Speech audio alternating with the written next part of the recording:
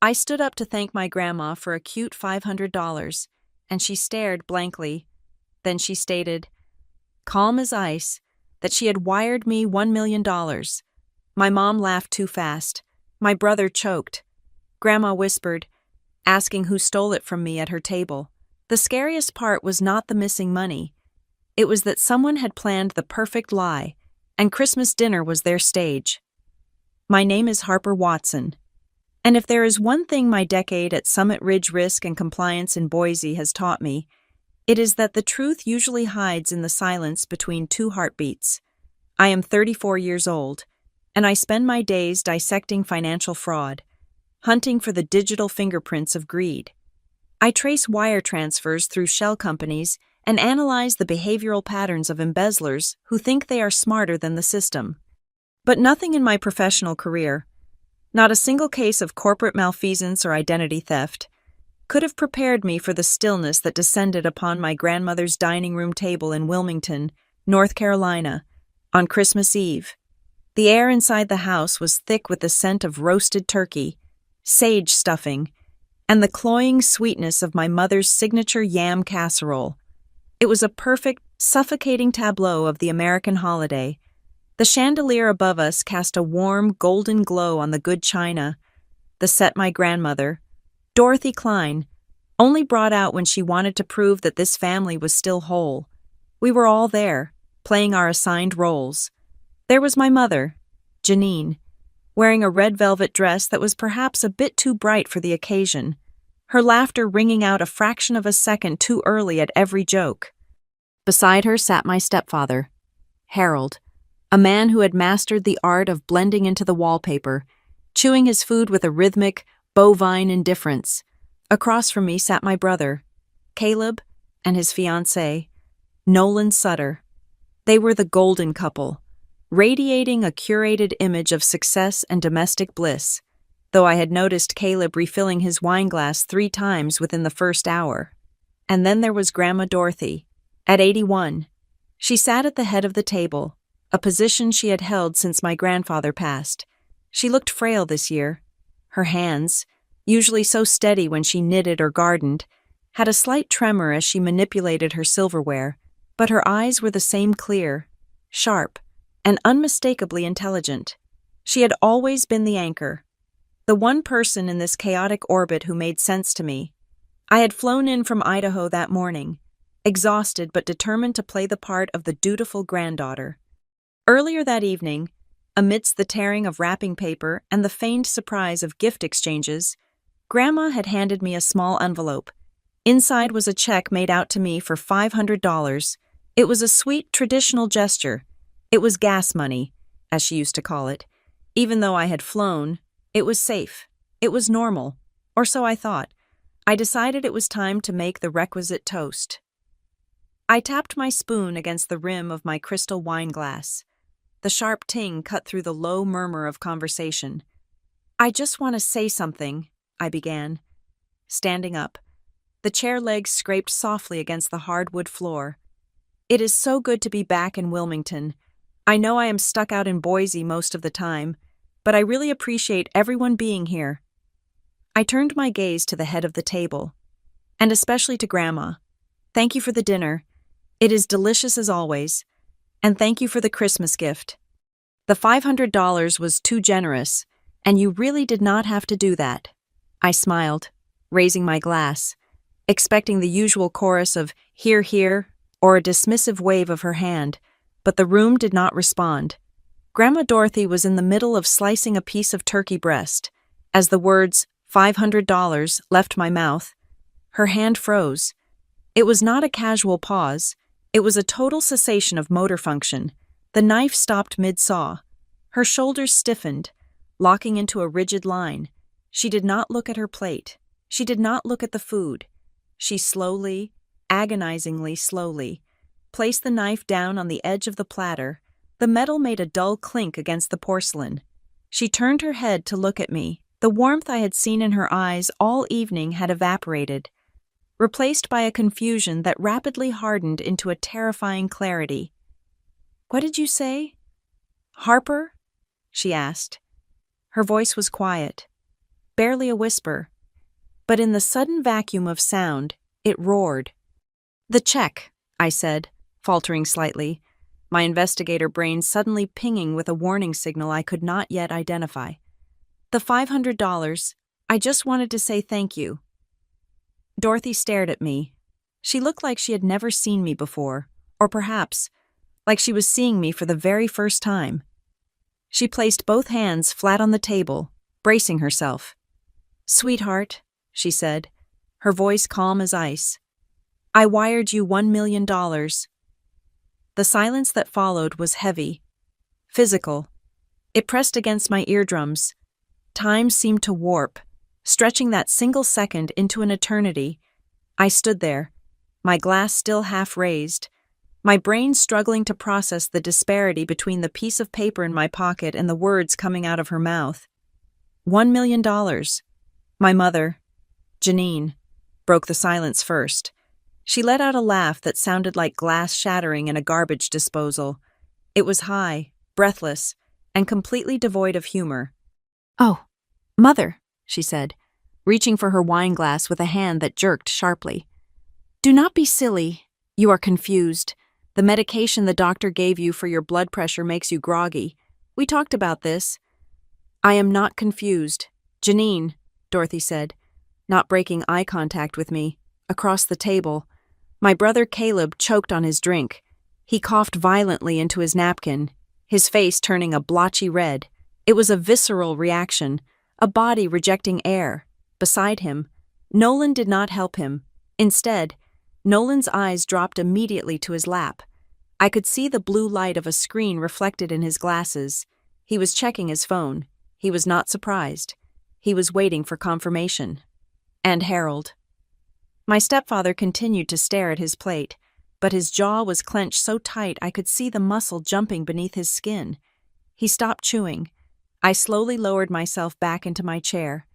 The fraud investigator in me took over, pushing the confused granddaughter aside.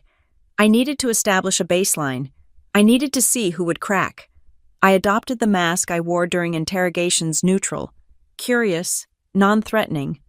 "Grandma," I said softly, ignoring my mother's frantic signaling. $1 million is a lot of money. When did you send it?" 2 weeks ago, Dorothy said. She picked up her napkin and dabbed at the corner of her mouth, her movements regaining that terrifying precision. "I went to the bank. I sat with the manager. I authorized the wire transfer to the account number I have always had for you, the one we opened when you started college." "Mother, stop it," Janine hissed, her smile now looking like a rictus of pain. "Harper, do not listen to her. She has been having these episodes. She forgets things. She mixes up dreams with reality." "I do not dream about wire transfers, Janine," Dorothy snapped. The authority in her voice made Janine recoil physically. Dorothy turned back to me. "I sent it 2 weeks ago. Harper, it was everything. It was the sale of the rental properties, the bonds, everything I had liquid. I wanted you to have it before things got complicated." "Okay," I said, keeping my voice level, acting as the anchor she needed. "If you sent it 2 weeks ago, I should have seen it. I check my accounts regularly." Dorothy leaned forward. The candlelight caught the unshed tears in her eyes. But her expression was not sad. It was furious. "That is the problem. Harper," she whispered. "I checked the tracking the next day. The money arrived, and then, 24 hours later, it disappeared. The temperature in the room seemed to drop 10 degrees. Disappeared." I repeated. "Money does not just disappear. Grandma, it moves. Where did it go?" "I do not know," she said. "But I know I did not move it. And I know you did not move it, because you did not even know it was there. Which leaves..." She trailed off, her gaze sweeping slowly around the table. It landed on Janine, then moved to Caleb, then lingered on Nolan, and finally brushed past Harold. It was an indictment. "Grandma," Caleb rasped, his voice hoarse from the coughing fit. "You are scaring everyone. You probably just moved it to savings and forgot. Or maybe the bank made a mistake. You know how they are with seniors." "The bank did not make a mistake," Dorothy said firmly. I have the receipt. I have the confirmation code. Where is it? Janine demanded, her voice shrill. Where is this receipt? Mother, if you have it, show us. I have it safe, Dorothy said, and the way she said safe implied that safe meant away from you. I felt a cold knot tighten in my stomach. This was not senility. This was a specific, detailed allegation, and the reactions around the table confirmed it. My mother was trying to gaslight her own mother. My brother was deflecting. His fiancée was disengaging, and my stepfather was invisible. Grandma, I asked, zeroing in on the most critical detail. Are you absolutely certain you sent it to our joint account, the one ending in 4589? Dorothy nodded. Yes, I know my own accounts. Harper, I wired $1 million to that account, and someone took it out. Who? Janine asked, trying to sound incredulous but failing. Who could possibly take money out of your account? Someone who has access, Dorothy said. Someone who sat at this table and smiled at me while they stole everything I saved for my granddaughter. The accusation hung in the air like smoke. Nobody moved. Nobody ate. The Christmas music playing softly in the background, Bing Crosby dreaming of a white Christmas, felt grotesque against the tension. My mind raced. If the money was wired to a joint account, only two people should have access, me and Grandma, unless there was a third party, unless there was a power of attorney I did not know about, unless someone had impersonated one of us. I looked at my mother. She was gripping her wine glass so hard, I thought the stem would snap. She looked terrified. But not for Grandma. She looked terrified for herself. I looked at Caleb. He was wiping sweat from his forehead. Despite the cool air in the room, he looked guilty. But Caleb always looked guilty. He was soft, easily manipulated. I looked at Nolan. He had finally put his phone away, but he was staring at the centerpiece with a blank, hollow expression that I recognized from suspects who knew the net was closing in. Dorothy picked up her knife again, but she did not cut the turkey. She pointed it vaguely at the center of the table. I gave you that $500 check tonight, she said to me, because I wanted to see what would happen. I wanted to see who would look relieved that it was such a small amount. She turned her gaze to Janine. And you, Janine, you let out a sigh the moment Harper said $500. I did no such thing, Janine protested, her face flushing red. You did, Dorothy said. You all did. I needed to de-escalate this before it turned into a brawl, but I also needed evidence. I needed to understand the mechanics of the lie.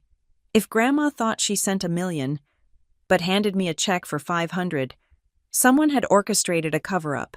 Someone had likely swapped the checks or manipulated her into writing the small one to maintain the illusion of normalcy.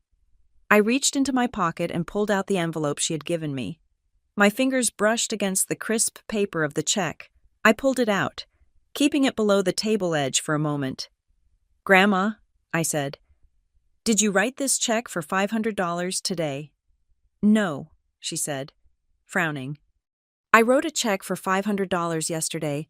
I put it in the card. I wanted you to have something to open, even if the real gift was gone.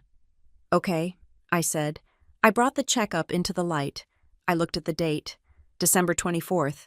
I looked at the amount, $500.00. Then I looked at the signature line. My grandmother had taught me how to write in cursive when I was 6 years old. She had a very specific way of signing her name. The D in Dorothy always had a wide, sweeping loop at the top, and she never connected the Y to the K. It was a signature born of a strict Catholic school education in the 1940s. I stared at the black ink on the check in my hand. The D was narrow and sharp. The Y dragged into the K in a messy slur.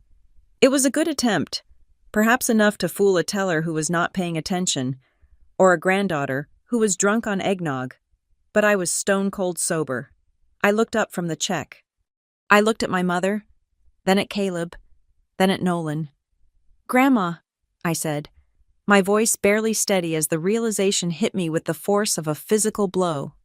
You did not sign this check. Dorothy looked at me, her eyes wide. What? This signature, I said, holding it up. It is a forgery. The silence returned. But this time, it was not the silence of confusion. It was the silence of a trap snapping shut. Someone at this table had not only stolen $1 million, they had forged a check to keep me quiet, thinking $500 would be enough to buy my gratitude and my silence. They thought I would cash it and leave. They thought I was stupid. I looked at the faces around me. One of them was a criminal, and I was going to find out which one, even if I had to burn this whole Christmas dinner to the ground. The forged signature on the check was the final piece of a puzzle I had been assembling in the dark for nearly a week. Standing there in the silence of the dining room, holding that piece of paper that mocked my grandmother's trembling hand, I felt a cold, hard clarity wash over me. The confusion I had feigned earlier was gone. The shock was merely a performance for the benefit of the family. In truth, I had walked into this house with a loaded gun. Metaphorically speaking, I just needed to know who to point it at. My suspicion had not started with the dinner. It had started 6 days ago, in my apartment in Boise, with a phone call that felt wrong from the very first ring. It was a Tuesday evening. I was sitting on my floor, surrounded by takeout containers and case files from work, trying to unwind after chasing a syndicate of credit card skimmers across state lines. When my phone buzzed, the screen lit up with Caleb's name. My brother rarely called. We were a text message family, a meme-sharing family. A voice call usually meant someone was dead or someone was in jail. I answered with a mouthful of noodles, expecting a crisis. Instead, I got Caleb's voice, pitched an octave too high, dripping with a sweetness that set my teeth on edge. "Hey, Harper," he had said.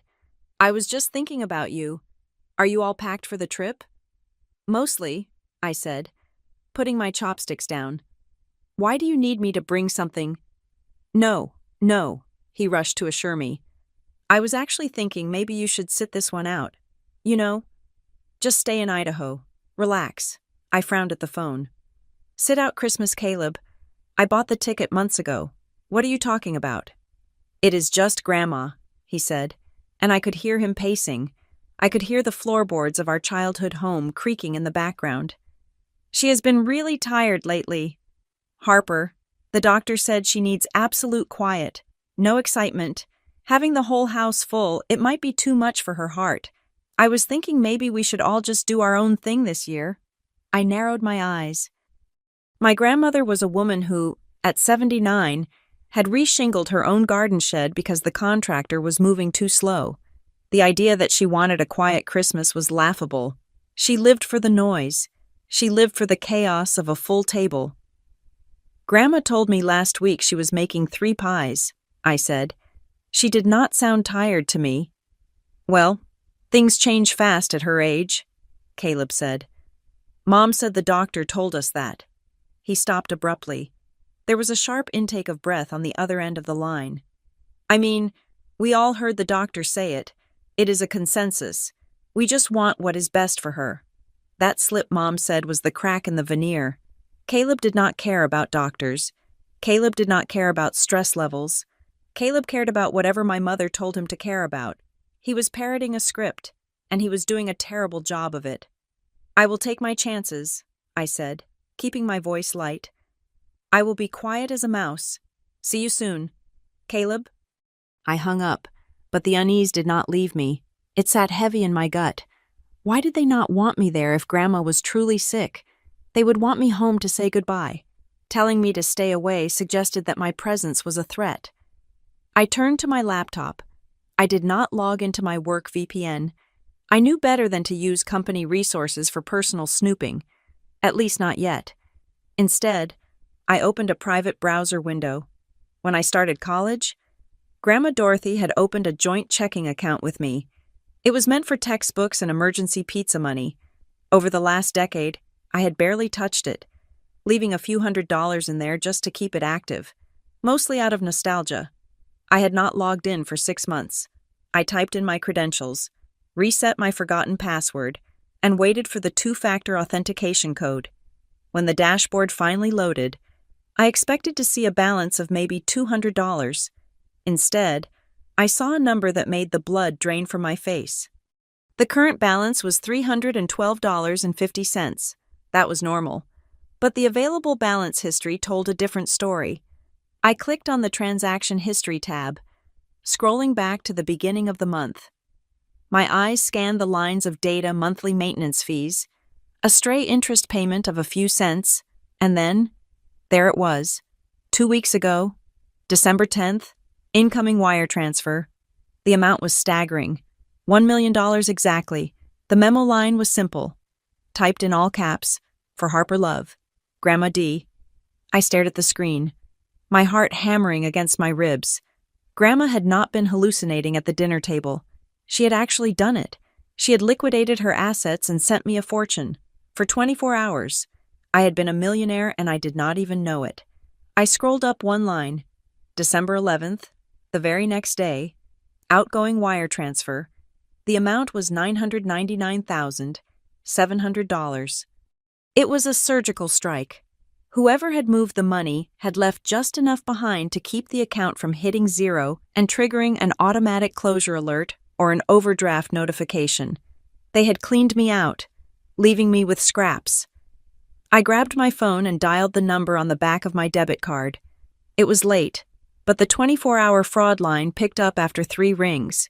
I gave them my social security number, my mother's maiden name, the name of my first pet. I was shaking, but my voice was the voice of Harper Watson, senior risk analyst. I was cold. I was precise. I am looking at a wire transfer on December 11th, I told the representative, a woman named Sarah who sounded tired. I did not authorize this transaction. I need to know where it went. One moment, please, Sarah said. I heard the clicking of keys. Okay, I see the transaction. It looks like it was initiated in person at our Wilmington branch. In person, I asked. I am in Idaho. I have been in Idaho for 6 months. It physically could not have been me.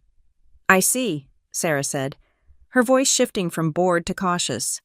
Well, Ms. Watson, the notes here say the transfer was authorized by a co-signer, or rather, an authorized representative.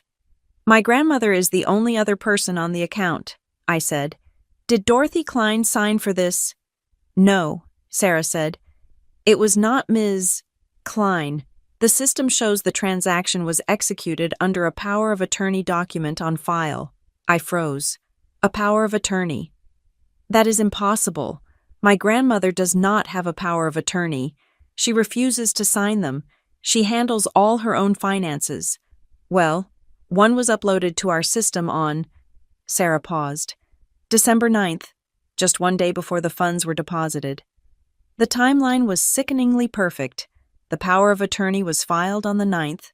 The money arrived on the 10th. The money was stolen on the 11th. It was a premeditated extraction. Someone knew the money was coming. Someone was waiting for it with a bucket to catch the water before it could reach me. I need a copy of that document, I said. I am the joint account holder. If someone is acting on this account, I have a right to see the authorization. I cannot send you the document directly due to privacy regulations regarding the principal, Sarah said, reciting the standard line. But I can tell you who the attorney-in-fact is listed as, the person who presented the document. Tell me, I whispered. I grabbed a pen and a notepad from my desk. I was ready to write down a stranger's name. I was ready to hunt down a scam artist, some slick con man who had tricked an 80-year-old woman. The power of attorney designates Janine Klein. Sarah said. The pen slipped from my fingers. Janine Klein, my mother. Are you sure? I asked, my voice barely audible. Yes, ma'am, Janine Klein. The identification provided matches the details on file. I thanked Sarah and hung up the phone. I sat in the dark of my apartment for a long time, staring at the glowing screen of my laptop. The numbers blurred. $1 million. Gone. And the thief was the woman who had given birth to me. But it did not make sense. My mother was chaotic. Yes, she was bad with money. Yes, she was vain and occasionally selfish. But she was not a criminal mastermind. She did not know how to structure wire transfers to avoid flags. She barely knew how to use online banking. The precision of the withdrawal, leaving exactly enough to keep the account alive, suggested a level of sophistication that Janine simply did not possess. She had done it. The bank said so, but she had not done it alone. I spent the rest of that night building my file. I took screenshots of the transaction history. I downloaded the monthly statements going back 5 years to establish a baseline of normal activity. I created a timeline of events in a secure, encrypted folder on my personal drive. I named the folder Christmas Recipes to ensure that if anyone glanced at my desktop, they would see nothing of interest. I did not call the police. Not yet. I did not call my grandmother. If I told her over the phone, the shock might actually kill her, just as Caleb had warned. And if I tipped off my mother, she would have time to cover her tracks, to hide the money, to come up with a better lie.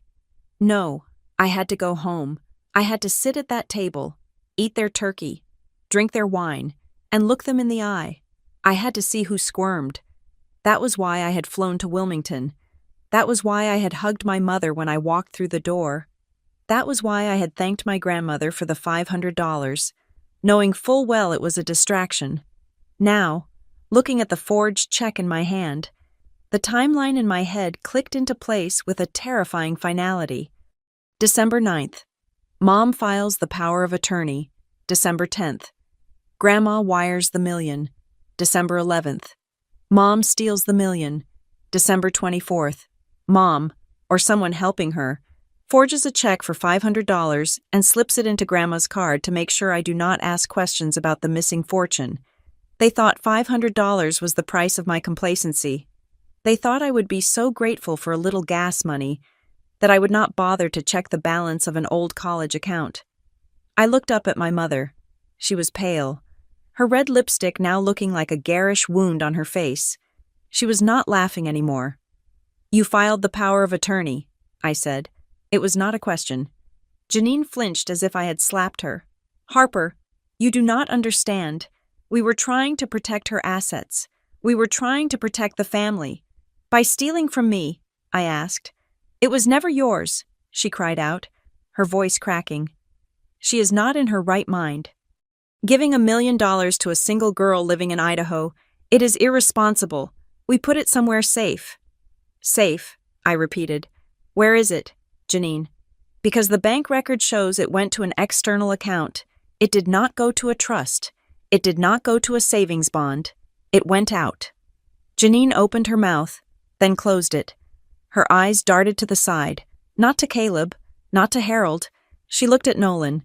It was a micro-expression, a flicker of movement that lasted less than a second. But in my line of work, that flicker was everything. It was the tell. Why would my mother look at my brother's fiancé when asked about the money? Nolan was a gym teacher. He was the most boring man I had ever met. He wore khakis and polo shirts and talked about protein intake. He had been in the family for 3 years, and in all that time, I had never seen him do anything more deceptive than cheat on a keto diet. But Janine had looked at him. And now that I was paying attention, I saw that Nolan was sweating. Not the nervous dampness of a bystander, but the profuse, cold sweat of a man whose life was unraveling. I folded the forged check and slid it into my pocket. "You know what?" I said, my voice dropping to a conversational tone that was far more dangerous than yelling. "I think we are done eating. I think I'm going to make some tea, and while the water boils, I am going to tell you exactly what is going to happen next." I turned to my grandmother. "Grandma, do not worry. I found the trail, and I'm going to follow it all the way to the end of the line." I walked out of the dining room, leaving the turkey cooling on the platter and my family frozen in a tableau of guilt. The investigation was no longer digital, it was personal, and I was just getting started. I retreated to the guest bedroom, a space that used to be my sanctuary when I was a teenager. The walls were still painted a soft lavender, and my old high school debate trophies were gathering dust on the shelf. I locked the door, engaging the simple push-button lock that felt flimsy against the weight of the conspiracy unfolding downstairs. I could hear the muffled sounds of an argument in the dining room, my mother's shrill defensiveness, Caleb's low murmur, the clinking of dishes being cleared by someone who was likely Harold trying to disappear into domestic tasks. I sat on the bed and opened my laptop. The air in the room felt stagnant, preserving the ghost of the girl I used to be. But that girl was gone. In her place sat a lead investigator for Summit Ridge, and I had work to do. I did not log into my corporate network. Using company tools to investigate family members was a firing offense, and I was not going to lose my career over my mother's greed. I had to rely on open-source intelligence OSINT and the access I legally possessed as a joint account holder. I cracked my knuckles, a habit I had picked up during late-night audits, and pulled up the bank portal again. I navigated back to the wire transfer details, earlier, on my phone. I had only glanced at the summary. Now, I downloaded the full transaction receipt, the PDF version that contained the raw metadata of the transfer. I scanned the document. The originating account was ours. The amount was $999,700. The date was December 11th. And there, in the field labeled Beneficiary Information, was the name I had been expecting to see, yet hoping I would not. Nolan Sutter. I stared at the name, my brother's fiancé, the man who taught 10th grade physical education and coached the junior varsity wrestling team. My initial reaction was a surge of validation. The way Nolan had looked at his phone, the way he had sweated at the table, it all made sense. He was the recipient. He was the bagman. For a moment, I constructed a narrative where Nolan and Caleb were the masterminds. Two young men tired of waiting for an inheritance, deciding to accelerate the process. But as I sat there, the investigator in me began to poke holes in that theory. It did not fit the profile. I had known Nolan for 3 years. He was a man of simple, almost painful transparency. He drove a 4-year-old Honda Civic and panicked if he got a parking ticket. He bought his clothes at outlet malls. He was obsessed with his credit score, which he checked on an app every time we went out for dinner, bragging if it went up by 2 points. He was risk-averse. Embezzling $1 million required a level of criminal audacity that Nolan simply did not possess. You do not go from counting calories to laundering 7-figure sums overnight. Furthermore, if Nolan had stolen $1 million 2 weeks ago, why was he still wearing a watch with a cracked face?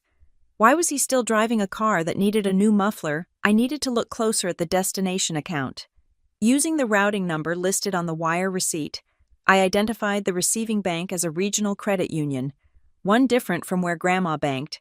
That was smart. It slowed down immediate internal flagging. I cross-referenced the account number with a few public database searches I utilized for personal verifications. I could not see the balance, but I could see the account origin data. The account in Nolan Sutter's name had been opened on December 5th. I did the math. That was exactly 19 days ago. It was 4 days before the power of attorney was filed. 5 days before the money landed. This was a burner account. In the world of money laundering, you do not use your primary checking account for the dirty hit. You open a fresh one, clean and empty, ready to catch the payload. I looked at the address associated with the account opening. It was not the apartment Nolan shared with Caleb on Sycamore Street. It was Unit 404 at 1200 Market Street. I opened a new tab and typed the address into Google Maps. I switched to Street View. 1200 Market Street was not a condo. It was a strip mall containing a vape shop, a dry cleaner, and a shipping center. Unit 404 was a private mailbox rental inside the shipping center. Nolan Sutter, the man who listed his parents' home address on his wedding registry because he was afraid of porch pirates, had opened a bank account using a P.O. box. That was a red flag the size of a billboard. It suggested coaching. Someone had told him to do this, or someone had done it using his name. I dug deeper. If the money had hit Nolan's account on December 11th, it likely did not stay there. $1 million sitting in a fresh account at a small credit union triggers alarms. The bank's compliance officer would be asking questions about the source of funds within 48 hours. The money had to move. It had to be layered.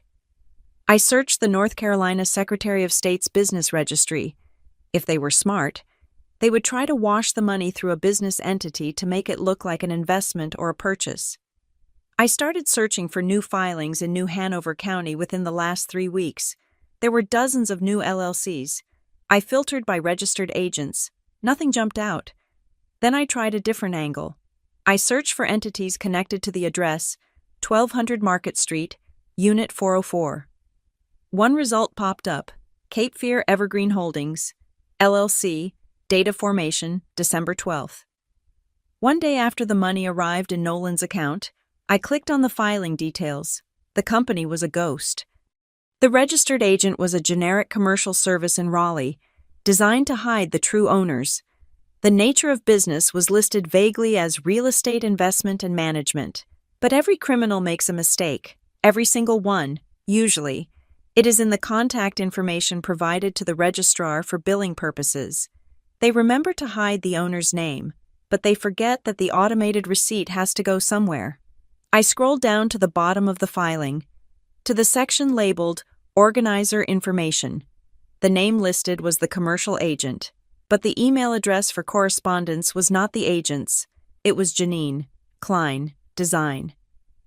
I stopped breathing for a second. It was not her primary email, the one she used for family newsletters. It was an old email she had set up years ago when she briefly tried to start an interior decorating business that never got off the ground. She probably thought it was dead, or obscure enough that no one would recognize it. But I recognized it. So, the money went from Grandma to Nolan, and then presumably from Nolan to this shell company, Cape Fear Evergreen Holdings, which was controlled by my mother. It was a classic laundering cycle: placement the wire to Nolan, layering the transfer to the LLC. And now, I needed to find the integration. Where was the money landing? You do not steal $1 million just to let it sit in an LLC. You steal it to buy something. My mother's obsession had always been status. She wanted to be the matriarch of a wealthy family, even though she had never earned a dime of the wealth she coveted. I switched my search to county property records. If Cape Fear Evergreen Holdings was a real estate company, they were likely buying property. I searched the grantee index for New Hanover County. Nothing for the LLC yet. Deeds are only recorded after closing. If they were in the process of buying, it would not be public record yet. Unless they had filed a memorandum of contract, or if there was a construction lien, or I could try a darker, less reliable method. I went to the local MLS listings for Wilmington and filtered for pending or contingent properties priced between $800,000 and $1 million. There were 3 hits. One was a commercial lot, one was a historic home downtown, the third was a beachfront property on Wrightsville Beach, a stunning modern glass and steel structure listed at $1.2 million, but marked pending as of 3 days ago. I looked at the listing agent's notes. Cash offer accepted, quick close requested, cash offer, that fit. But I needed proof. I could not just guess. I went back to the bank activity. I needed to see if I could find a link between the LLC and a title company. I realized I was thinking too hard. I had access to something better than public records. I had the physical space of the house. I remembered the papers I had seen on the kitchen counter when I first arrived, the ones Mom had shoved into the junk drawer. At the time, I thought it was just clutter. Now, I knew it was evidence, but I could not go downstairs yet. I had to finish the digital trail first. I went back to the Janine Klein Design email address. I ran a search on that handle across a data breach repository, a standard tool I used to see if a subject's email had been compromised in leaks like the LinkedIn or Adobe hacks. The email appeared in a recent breach of a local DocuSign-style platform used by real estate agencies in the Carolinas. It did not give me her password, but it gave me the metadata of her recent activity.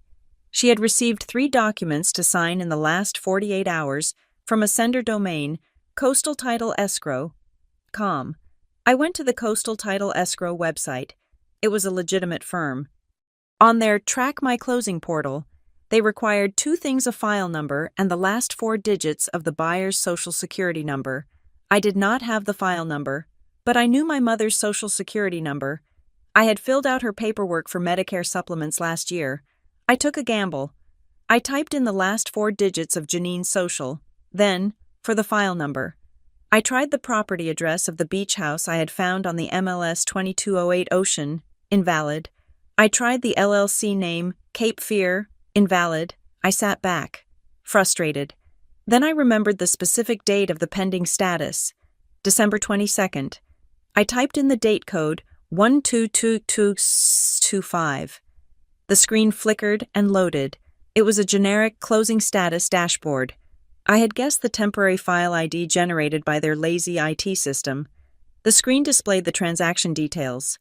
Property 2208, Ocean Boulevard, Wrightsville Beach. Purchase price $1,100,000. Earnest money deposit. $50,000 received from Nolan Sutter. Balance due at closing $1,050,000. Wire to be received from Cape Fear Evergreen Holdings. Closing date. December 26th, tomorrow. My stomach turned. They were closing tomorrow. That was why Caleb had called me. That was why they wanted me to stay away. They needed 24 more hours to turn Grandma's life savings into a beach house. But then my eyes drifted to the line labeled Buyer S of Record. I expected to see the LLC. I expected to see a corporate veil, but I did not. The LLC was providing the funds. Yes. Nolan had provided the deposit. Yes. But the name on the deed, the person who would legally own the asset once the gavel fell tomorrow, was not a company.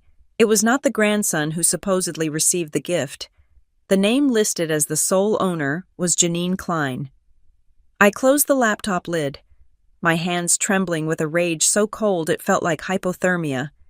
It was not a family conspiracy to help Grandma. It was not a misunderstanding.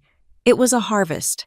My mother was using her son's fiancé as a money mule and her own mother as a piggy bank to buy herself a vacation home she could never afford. Nolan was just a pawn. He was the layering step, the fall guy if the IRS came knocking. The LLC was the wash cycle. But the house was for Janine. I stood up. The silence in the house had deepened. The argument downstairs had stopped. I unlocked the door. I had the what, the how, and the who. Now I needed to find the why, and specifically, I needed to know if Nolan knew he was being used as a disposable buffer, or if he was dumb enough to think he was part of the family.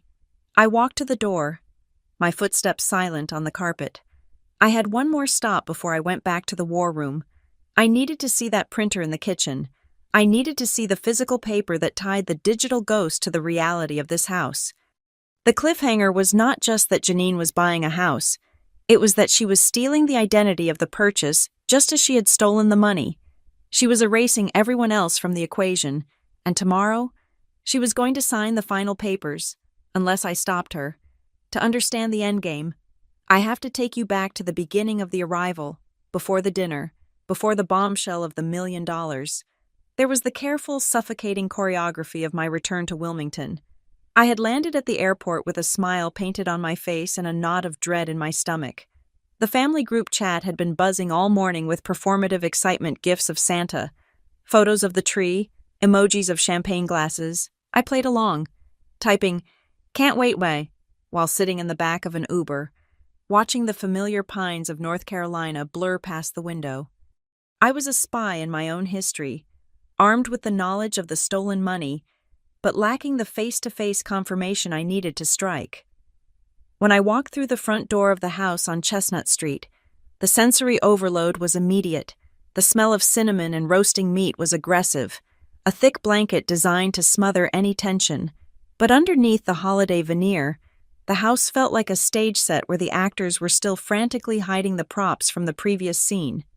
Harper, my mother, Janine, was in the kitchen. She spun around as I entered, her movement too sharp, too jerky. She was standing over the kitchen island, which was covered in a stack of thick, legal-sized documents. The moment she saw me, her eyes widened in a flash of genuine panic before the mask of maternal warmth slammed down. "You are here early," she exclaimed, rushing towards me. But as she moved, her hands swept behind her, scooping the pile of papers and shoving them haphazardly into the junk drawer. A corner of a blue folder snagged, refusing to go in, but she hip-checked the drawer shut with a violent thud. "Just beat the traffic," I said, letting her hug me. Her embrace was tight, vibrating with a nervous energy that felt like static electricity. She smelled of expensive perfume and stress sweat. "Well, go put your bags down," she said. pulling away and blocking my view of the kitchen counter with her body. "We are just getting things ready. It is a bit chaotic." "I can help," I offered, taking a step toward the counter. "No," she all but shouted. Then she forced a laugh. "No, sweetie, you are a guest. Go relax." Before I could press her, Caleb appeared from the living room. My brother looked exhausted. His eyes were rimmed with red, and he was wearing a festive sweater that looked like it was choking him. "Harper," he said, coming over to me. He did not hug me. He gripped my shoulders. "You made it. How was the flight? Was it delayed? Did you have to check a bag? Are you tired? You look tired. Maybe you should take a nap." The barrage of questions was not concern. It was an assessment of my alertness. He was checking to see if I was sharp enough to notice the cracks in the foundation. "I am fine, Caleb," I said, extricating myself from his grip. "The flight was easy. Why are you so worried about my sleep schedule?" "I just want you to have a good time," he said, his smile tight. "We all do. Just relax." "Okay, do not worry about anything." Then Nolan walked in. If Caleb was the nervous handler, Nolan was the reluctant accomplice. He was wearing a crisp, button-down shirt, but his posture was slumped. When he saw me, he offered a weak wave. "Hey, Harper," he said. He did not make eye contact. His gaze was fixed on a point somewhere over my left shoulder. Before I could answer, his phone buzzed in his pocket. It was a harsh, insistent vibration. He flinched, pulling it out immediately. He stared at the screen for a fraction of a second, his face paling, before shoving it back in his pocket. "Sorry," he muttered. "I have to take this work thing." "On Christmas Eve?" I asked. "Yeah, wrestling tournament logistics," he lied. I knew the wrestling season was on break. He turned and walked quickly towards the back porch, sliding the glass door shut behind him. Through the glass, I saw him answer the phone, his body language defensive, his hand chopping the air as if arguing with an invisible opponent. I left my bags in the hallway and walked into the living room, dressed in his usual cardigan. My stepfather, Harold, was sitting in his armchair by the fire. He was not reading or watching TV. He was just staring into the flames. Harold had always been a quiet man, a stepfather who believed his role was to provide stability rather than discipline. We had a polite, distant relationship. But as I walked past him, he reached out and caught my wrist.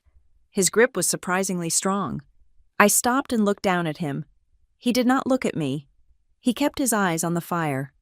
"Harold?" I asked softly. "Harper," he said, his voice a low rumble. "Tonight, just eat dinner." "What?" He turned his head slowly. His eyes were sad, filled with a resignation that chilled me more than my mother's panic. "Do not sign anything tonight, no matter what they put in front of you. Just eat dinner, and then go home." He let go of my wrist and turned back to the fire, shutting down completely. My heart was racing. Do not sign anything. That was a warning shot. Harold knew. He wasn't part of the scheme, but he was watching it happen, paralyzed by his own passivity. I needed to see Grandma. I went upstairs, bypassing my old room and heading straight for the master suite at the end of the hall. The door was ajar. Grandma Dorothy was sitting in her wingback chair by the window, looking out at the bare branches of the oak tree in the front yard. She was dressed in her Sunday best, a deep blue dress with a pearl necklace. She looked regal, but fragile. "Grandma." I knocked softly on the doorframe. She turned, and her face lit up. It was the first genuine smile I had seen since entering the house. "Harper," she said, holding out her hands. "Come here, child." I walked over and sat on the ottoman at her feet, taking her hands in mine. They were cold, the skin papery and thin. "It is so good to see you," she said, squeezing my fingers. "I was afraid you would listen to Caleb and stay away." "I would never miss Christmas," I said. "How are you feeling?" "Caleb said the doctor wanted you to have quiet," she scoffed, a flash of her old spirit returning. "That boy, he listens to your mother too much. I am fine." Old? But fine. My heart is strong enough for dinner. Harper. It is my head they are worried about. Your head? I asked, probing gently. They think I am losing it, she said, her voice dropping to a conspiratorial whisper. Your mother. She has been so helpful lately. Too helpful. She comes over every day to sort the mail. She says paperwork confuses me now. She says it is better if she handles the bills so I can just rest. And do you let her? I asked. I did. For a while, she admitted, looking away. It was nice, at first, not having to worry about the electric bill or the property tax, but then things started to feel wrong. I would ask to see a statement, and she would say she lost it. I would ask about the dividends, and she would say the market is down. She looked back at me, her eyes sharp. I may be 81, Harper, but I know how to balance a checkbook. I started to wonder if she was helping me or helping herself. Grandma, I said, deciding to take a risk. Did you sign any papers for her recently? Maybe a power of attorney? Dorothy frowned. She brought me a stack of papers last week. She said it was for the insurance, updates to the policy. There were so many pages. Harper, I tried to read them, but she was rushing me. She said the notary was waiting outside in the car and he was charging by the minute. So I signed where she pointed. My stomach clenched. That was it. The classic maneuver. Buried in a stack of insurance forms was the instrument of her own financial destruction. But, Dorothy said, leaning in closer, I am not as trusting as I used to be. After she left, I called the bank myself. I went down there the next day, and I made a transfer. The one I told you about. She was talking about the $1 million. But then it disappeared, she whispered. And that is when I knew the war had started. She reached into the pocket of her dress and pulled out a small brass key. It was the key to the old decorative birdcage she kept on her dresser. The one she used to hide emergency cash in when I was a kid. Go to the birdcage, she said. Open the little tin box inside. I put the receipt there. The one from the wire transfer I made. I hid it before Janine could find it. I took the key. I will get it. There is something else in there too, she said. A letter. I wrote it last night. I was feeling heavy. I wanted to put my thoughts down in case I could not say them. I walked over to the dresser. The birdcage was an antique, filled with silk flowers. I unlocked the tiny door and reached in, my fingers brushing against the cold metal of a Sucrets tin. I pulled it out and opened it. Inside was the bank receipt, folded into a tight square. I unfolded it. It was legitimate, a wire transfer for $1 million, authorized by Dorothy Klein, dated December 10th. It was the physical proof that matched the digital ghost I had seen online. But beneath the receipt was a sheet of stationery. I unfolded that too. The handwriting was shaky, but legible. My dearest Harper, if you are reading this, it means my fears were not the ramblings of an old woman. It means that the people I raised, the people I fed at my table, have betrayed me. I do not care about the money. Sweetie, I never did. I care that they think they can erase me while I'm still here. I care that they think you are weak enough to be bought. They will lie to you. They will tell you I am sick. They will tell you I gave it to them. Do not believe them. You are the only one who sees the world clearly. You are the only one who ever thanked me for the small things. Watch them tonight. Watch their hands. Watch their eyes. The truth is not in what they say. It is in what they hide. Love, Grandma D. I folded the letter and put it in my pocket, right next to the forged check. A lump formed in my throat, hot and painful. This was not just a financial crime. This was a violation of dignity. They were treating her like a corpse before she had even taken her last breath. I closed the tin and locked the birdcage. I had what I needed. As I turned to leave the room, I heard footsteps on the stairs. I paused, listening. It was heavy, purposeful treading. I slipped out of the bedroom and into the hallway, moving silently toward the back stairs that led down to the kitchen. I wanted to see the scene of the crime, the junk drawer. The kitchen was empty for a moment. I could hear Mom in the dining room, setting the table. I moved quickly to the counter where the printer sat. It was a sleek, wireless model. I lifted the lid of the scanner bed. Sometimes, people are careless. Sometimes, in their haste to digitize a lie, they leave a trace. The glass was empty, but I looked at the output tray. There was a single sheet of paper that had jammed, crinkled like an accordion at the back of the feed. I pulled it out carefully, trying not to tear it. It was a photocopy, a black and white scan of a document titled Durable Power of Attorney. The top half was clear, Principal Dorothy Klein, Agent Janine Klein, but the bottom of the page, the section for the notary acknowledgement, was weird. The paper had been placed on the glass at an angle, cutting off the corner where the notary's stamp should have been fully visible. I smoothed out the crinkled paper. I could see part of the stamp. E.N.T. Mallory Commission expires, 2026. I did not know a notary named Mallory, but the name Trent Mallory rang a bell. He was not a lawyer. He was a financial consultant who advertised on late-night local cable, promising to help seniors protect their assets from the government. And there was something else. On the signature line for Dorothy, the ink looked too heavy, too thick. It looked like someone had traced over a faint line, or perhaps pasted a signature from another document and photocopied it to hide the cut lines. I heard the dining room door swing open. "Harper," Mom's voice called out. "Dinner is almost ready. Come have some wine." I shoved the jammed paper into my waistband, covering it with my sweater. "Coming, Mom," I called back, my voice bright and cheery. I walked into the dining room. The table was set. The candles were lit. It looked like a Norman Rockwell painting, but now I saw the strings. I saw the panic in Caleb's eyes as he poured the wine. I saw the guilt in Nolan's posture as he stared at his phone. I saw the desperation in my mother's smile. And I saw Harold, sitting in his chair, looking at me with a silent plea to just survive the night. I took my seat. I unfolded my napkin. "This looks lovely," I said, and then I waited for the curtain to rise. I sat back down at the dining table, the linen napkin heavy on my lap.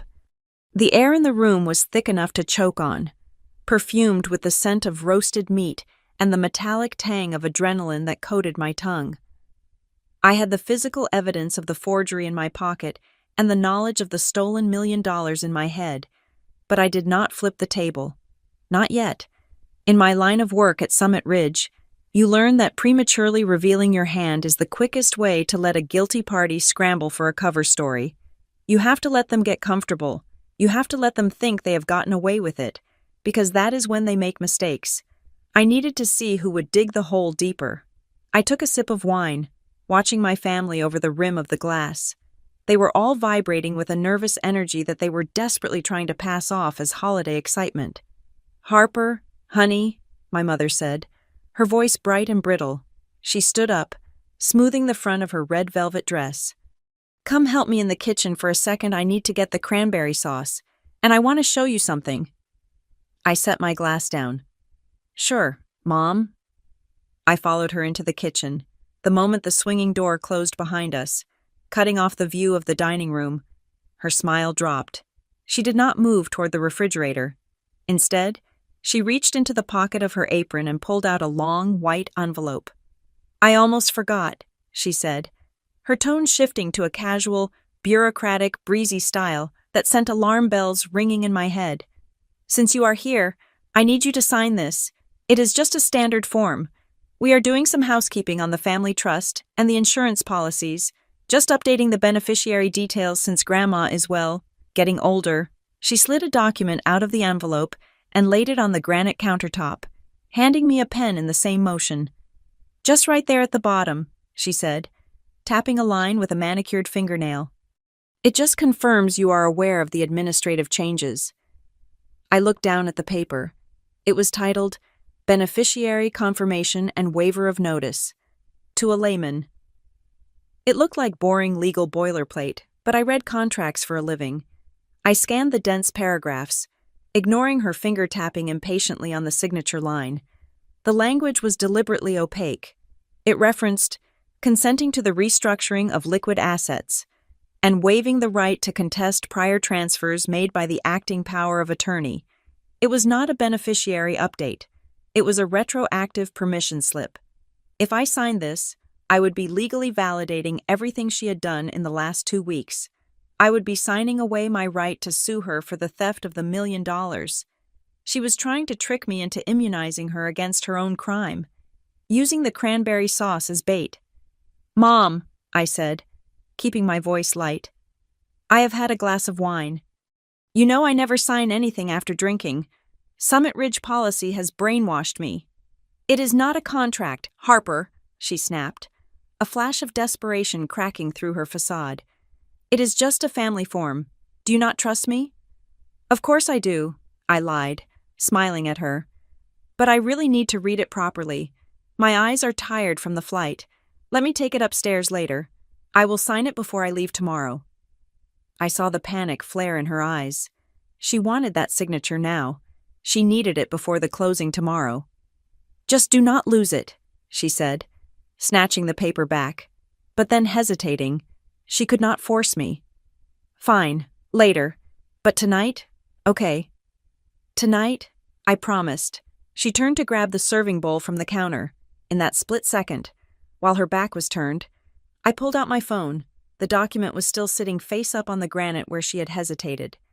I snapped 2 high-resolution photos of the text, capturing the waiver of notice clause clearly. "Ready?" she asked, turning back around. "Ready," I said. Slipping my phone into my pocket, we walked back into the dining room. Caleb was standing over Grandma Dorothy, holding a small orange prescription bottle. "Grandma," Caleb was saying, his voice oozing a sickly sweetness, "I really think you should take your evening pills now. Mom said the doctor wants you on a strict schedule." He shook 2 pills into his hand. They were blue. I recognized them. They were her sleeping aids, usually reserved for insomnia. "Caleb," Dorothy said, looking at the pills with distaste. "It is 6:30 in the evening. I am not going to bed.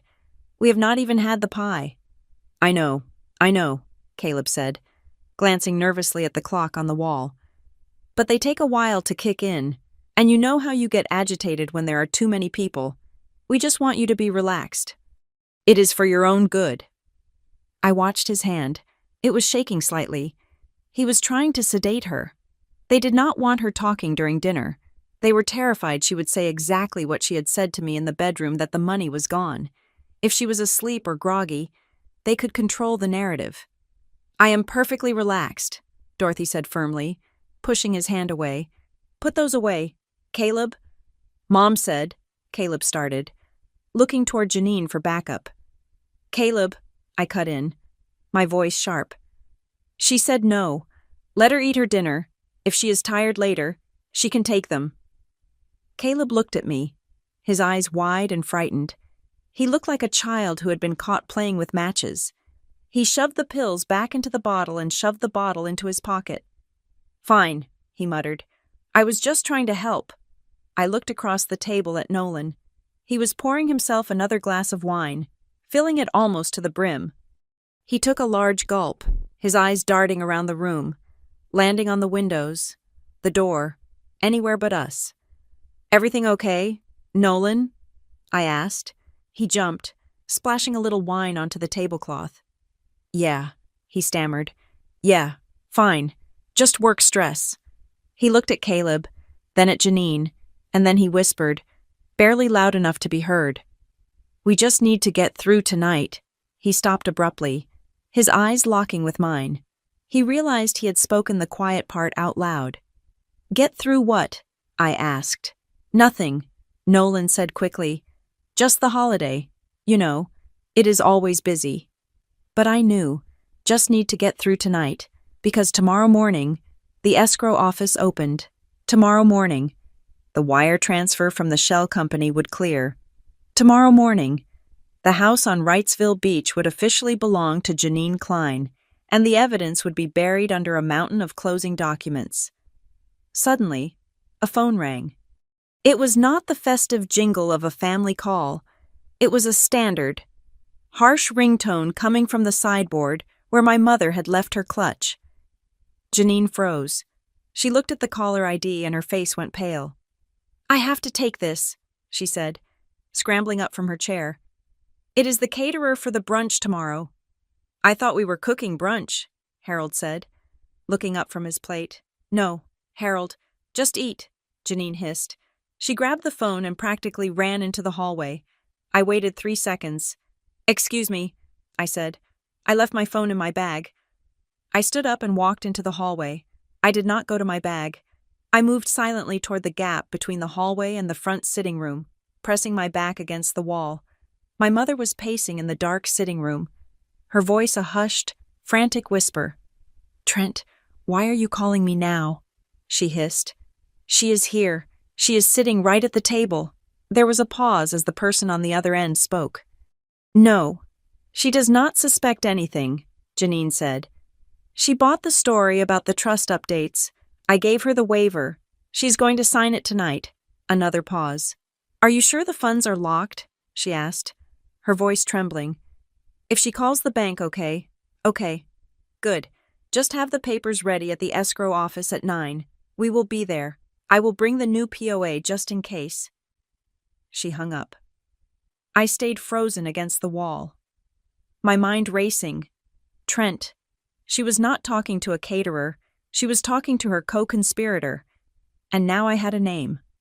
I slipped back into the dining room before she could catch me, sitting down just as she returned. She looked flushed, breathless. Everything okay? I asked. Fine, she said, forcing a smile. Just a mix-up with the croissants. I picked up my phone under the table.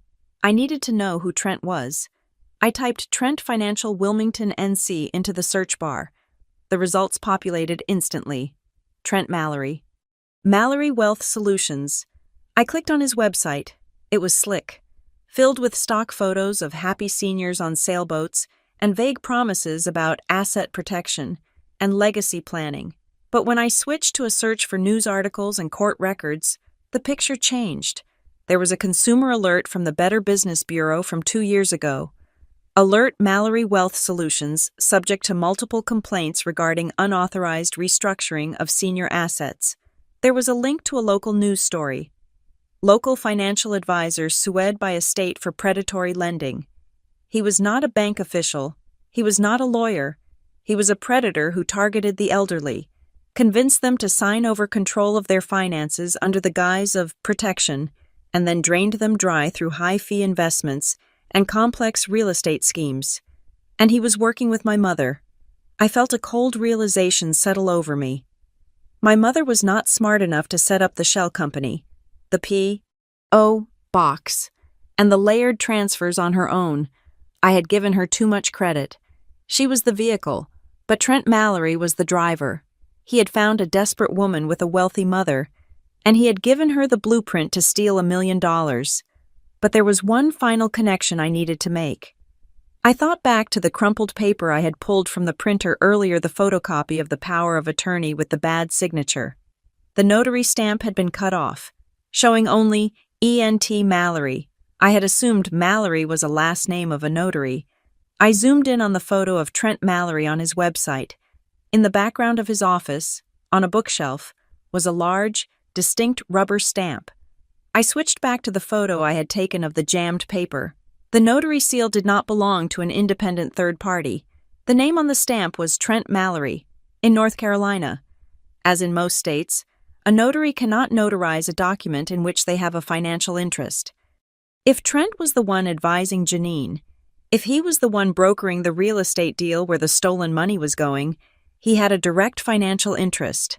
Notarizing the power of attorney that allowed Janine to move the money was not just unethical, it was a felony. He had notarized his own crime. I looked up from my phone. My mother was cutting her turkey, her hands shaking so badly the fork was rattling against the plate. Caleb was staring at the pills in his pocket. Nolan was checking his watch. They were all terrified. They were all trapped in a scheme that was crumbling, and they were pinning their hopes on a criminal who had already left a paper trail a mile wide. I put my phone down on the table, screen down. So, I said, breaking the silence, who is excited for tomorrow? Janine looked up, her eyes wide. Why, what is happening tomorrow?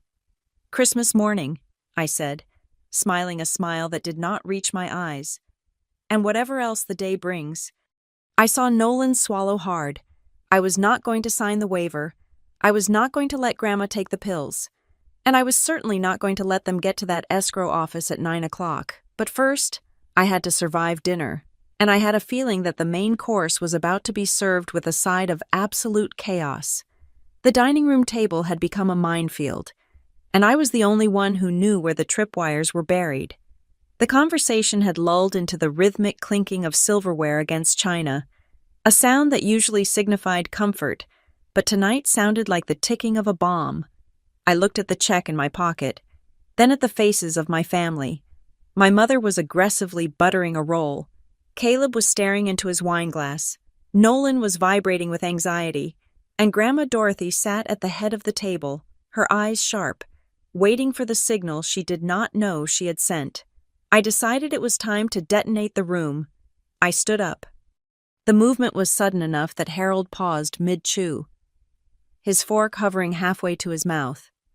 I picked up my wine glass, tapping it gently with my fingernail. It made a hollow, crystal sound. "I just wanted to say a few words," I said, my voice steady, projecting the kind of calm authority I used when deposing a hostile witness.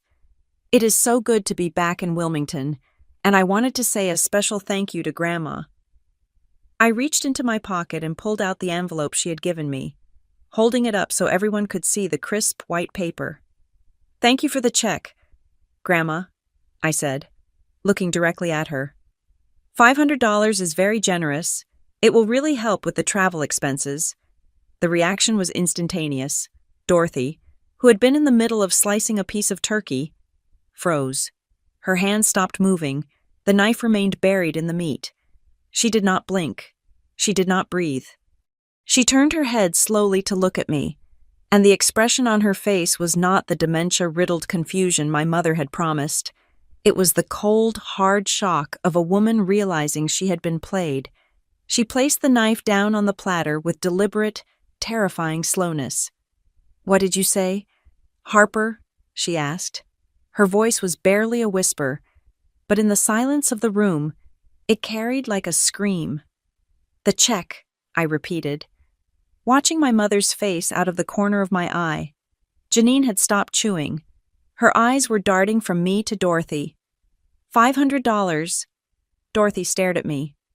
"Sweetheart," she said, her voice dropping an octave, becoming calm as ice. "I wired you $1 million. Did you not receive it?" The silence that followed was absolute. It was a vacuum. My mother, Janine, laughed. It was a terrible sound, high-pitched and frantic, like a bird flying into a window. "Oh, Mother," Janine cried out, reaching across the table to pat Dorothy's hand. "You are confused again. It is the medication.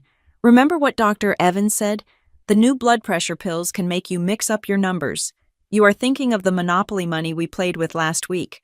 $1 million. Goodness, where would you even get that?" She looked around the table, her eyes pleading for backup.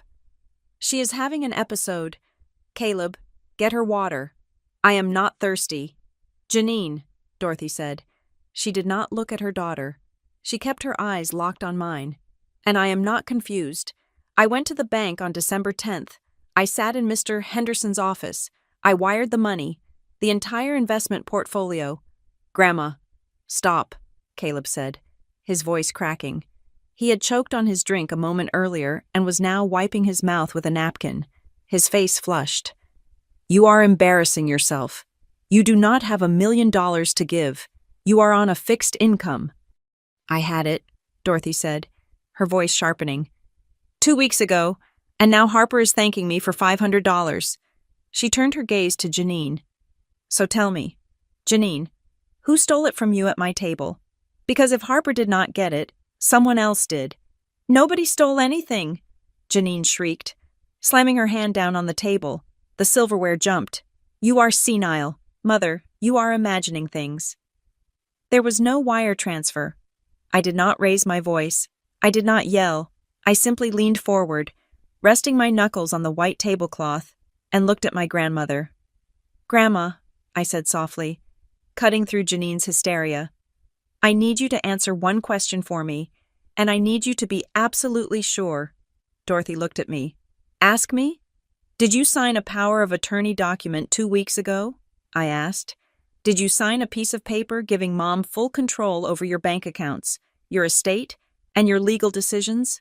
Janine gasped. Harper, how dare you? Dorothy did not flinch. No, she said, her voice firm, hitting the word like a hammer. I did not. I have never signed a power of attorney. I told Janine specifically that I would not do it until I was in a hospital bed. She is lying, Janine yelled, standing up now. She forgets. She signed it right here on the kitchen table. Caleb was here. Caleb saw it. I looked at Caleb. He shrank into his chair, unable to meet my eyes. Caleb, I asked, did you see her sign it? I. Caleb stammered. I saw papers. I do not know what they were. Mom said they were signed. She only signed Christmas cards, Dorothy declared. That is all I have signed in months. Christmas cards and the check for my tithe. You are twisting everything. Caleb suddenly snapped. Finding his courage in anger, he turned on me, his face twisting into a sneer. This is what you do, Harper. You come home once a year and you act like you are better than us. You bring your work home with you. You are so obsessed with catching criminals that you think your own family is a syndicate. You are paranoid. You are seeing ghosts because that is all you do all day in Idaho. It is not paranoia if the money is missing. Caleb, I said calmly. There is no money, he shouted. It is a fantasy. Grandma is old. She makes things up. I reached into my pocket and pulled out my phone. I had already prepared the image in the gallery, a composite screenshot I had made upstairs. On the left side was the bank transaction history showing the outgoing wire of $999,700. On the right side was the account opening data for Nolan Sutter at the credit union.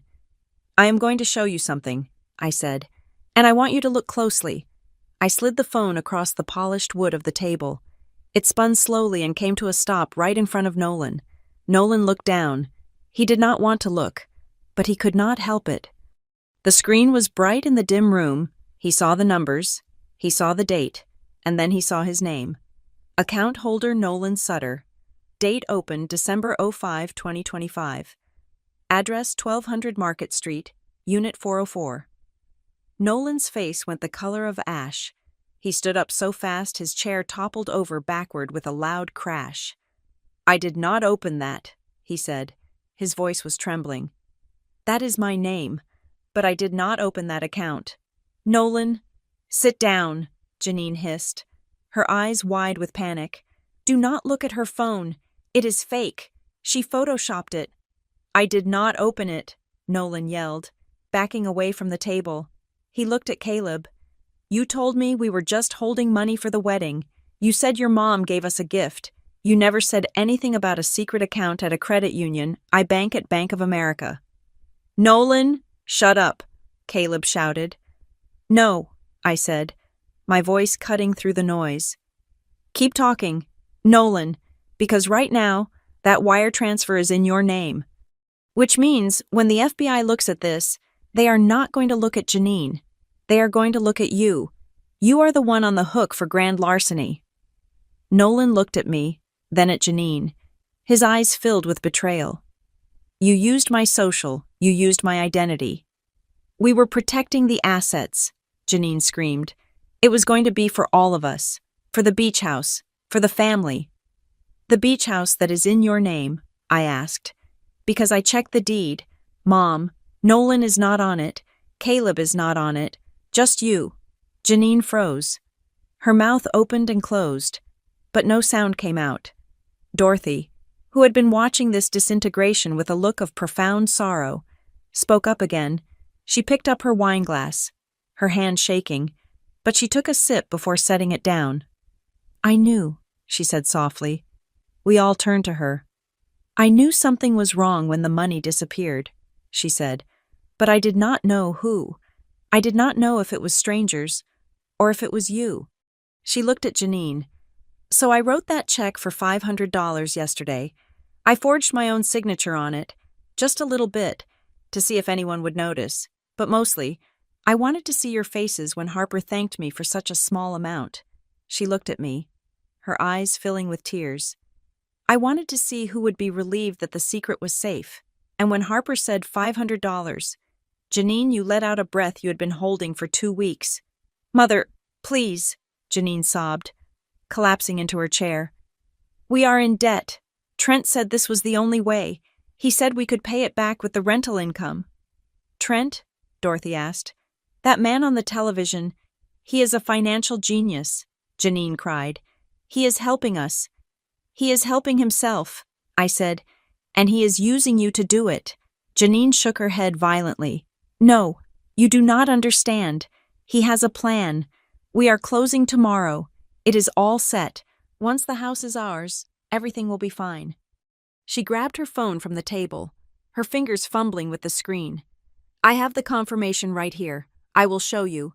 It is a legitimate investment. She was frantic, tapping at her screen, trying to pull up an email to prove that she was a savvy investor and not a thief. She was swiping wildly, her hands shaking so hard she kept missing the icons. Look, she said. I will cast it to the TV so you can all see the prospectus. You will see. She hit the cast button on her phone. The large smart TV mounted above the fireplace in the living room flickered to life. It was visible to everyone at the table through the wide archway connecting the rooms. The screen went black for a second, then mirrored Janine's phone display, but she had not opened the prospectus. In her panic, she had opened her inbox to the most recent email she had received, which had just arrived 2 minutes ago. The subject line was bold and clear in 40-inch high definition. Escrow confirmation urgent. Below it, the preview text was visible to the entire room, from Trent Mallory Wealth, com, to Janine Klein. Janine, do not worry about the girl. I have the notary seal ready for the morning. Just get her signature on the waiver tonight or forge it like the last one. We close at 9:00 a.m. The house will be in our names by noon. Remember, I get 40% equity as agreed. The room went silent. It was not just a house for Janine. It was a partnership, and the email explicitly commanded her to commit forgery. Janine stared at the TV, her face draining of all color. She scrambled to disconnect the phone, tapping the screen frantically, but in her haste, she dropped the device. It clattered onto the hardwood floor, cracking the screen. But the image on the TV remained, frozen on the damning evidence. Our names, I read aloud, my voice flat. Janine Klein and Trent Mallory. I looked at my mother. He is not your advisor, Mom. He is your partner in crime, and he is taking almost half of Grandma's money for himself. Janine looked up at me, and for the first time, there was no anger in her eyes, only terror. He said, she whispered, he said it was standard fees. 40% is not a fee, I said. It is a heist. I stood there, the evidence glowing on the screen behind me, the ruined dinner in front of me, and the realization hitting everyone that the betrayal went deeper than just family greed. We had let a wolf into the fold, and he was waiting for us at the escrow office tomorrow morning. The image on the television screen burned into the room like a brand. The words 40% equity and forge it like the last one hung in the air, stripping away the last shreds of plausible deniability my mother had clung to. The silence that followed was not the stunned silence of the dinner table. It was the heavy, suffocating silence of a family that had just been severed at the root. Grandma Dorothy was the first to move. She did not scream. She did not throw her wine glass. She simply placed both hands on the edge of the table and pushed her chair back. The scrape of wood against wood was a harsh, definitive sound. Harper, she said. Her voice was thin, trembling with a mixture of shock and a terrible, icy rage. Take me to the living room. I cannot sit at this table a moment longer. I was at her side in an instant. I offered her my arm, and she gripped it with surprising strength. Her fingers dug into my bicep, anchoring herself against the vertigo of betrayal. Mother, wait, Janine stammered, scrambling up from her chair. She reached out, her hand hovering in the air, desperate to bridge the gap she had created. You have to understand. You are upset. You need to rest. The doctor said any excitement is dangerous. Harper is making you agitated." Janine tried to step between us, her face a mask of frantic denial. She looked like she was trying to herd a stray cat back into a cage. "Let me take you upstairs. I will explain everything. It is just a misunderstanding." "Sit down, Janine." The voice came from the fireplace. It was Harold, my stepfather, the man who had spent 20 years blending into the upholstery, the man who chewed his food 30 times before swallowing, the man I had written off as a piece of furniture. He stood up. He did not look like a furniture piece now. He stepped in front of Janine, blocking her path to Dorothy. He was not aggressive, but he was immovable. He was a wall of beige wool and quiet disappointment. "Harold?" Janine gasped, looking at him as if he had suddenly grown a second head. "Move. I need to help my mother." "Let her speak," Harold said. His voice was low, devoid of anger but heavy with a finality I had never heard from him. "You have done enough helping. Let her speak to Harper." Janine stopped. She looked at Harold, then at the glowing TV screen that still displayed her conspiracy, and she seemed to shrink. She slumped back against the sideboard, covering her mouth with her hand. I guided Dorothy into the living room. The Christmas tree was twinkling in the corner, its multicolored lights reflecting off the ornaments she had collected for 50 years. It felt perverse, this festive backdrop to a financial execution. I helped her into her favorite wingback chair, the one with the floral upholstery that smelled of lavender and old paper. "Water," she whispered. "I will get it," I said. "No," she said sharply, grabbing my wrist. "Do not leave this room. Do not leave me alone with them. Use the pitcher on the side table." I poured her a glass of water.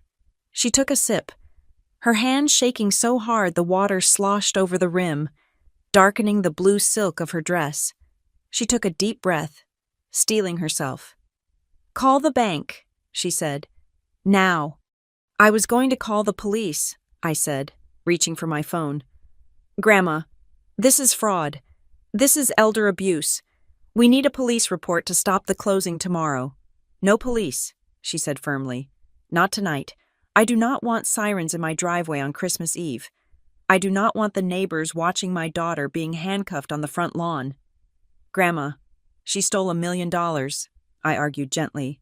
"I know what she did," Dorothy snapped, her eyes flashing. "But she is still my daughter, and if we call the police now, I lose control of what happens next. I want the money stopped. I want the accounts locked, but I want to do it my way. Call the bank." I respected the decision. It was a tactical error in my book, but it was her life. I dialed the emergency fraud hotline for the bank. It was late, Christmas Eve. But major banks maintain 24-hour security desks for high-net-worth clients and wire fraud. I put the phone on speaker so she could hear. The hold music was a tinny, synthesized jazz tune that grated on my nerves. "Summit Ridge Risk Department has a direct line," I muttered. "I could call in a favor." "No," Dorothy said. "We do it by the book," a representative picked up. "Fraud prevention. This is Marcus. How can I help you?" "My name is Harper Watson," I said, switching into my professional cadence. "I am the joint account holder on an account ending in 4589. I am sitting here with the primary account holder, Dorothy Klein. We are reporting an unauthorized wire transfer of $999,700 executed on December 11th. We are also reporting that the power of attorney on file was obtained fraudulently and is currently being used to facilitate further theft."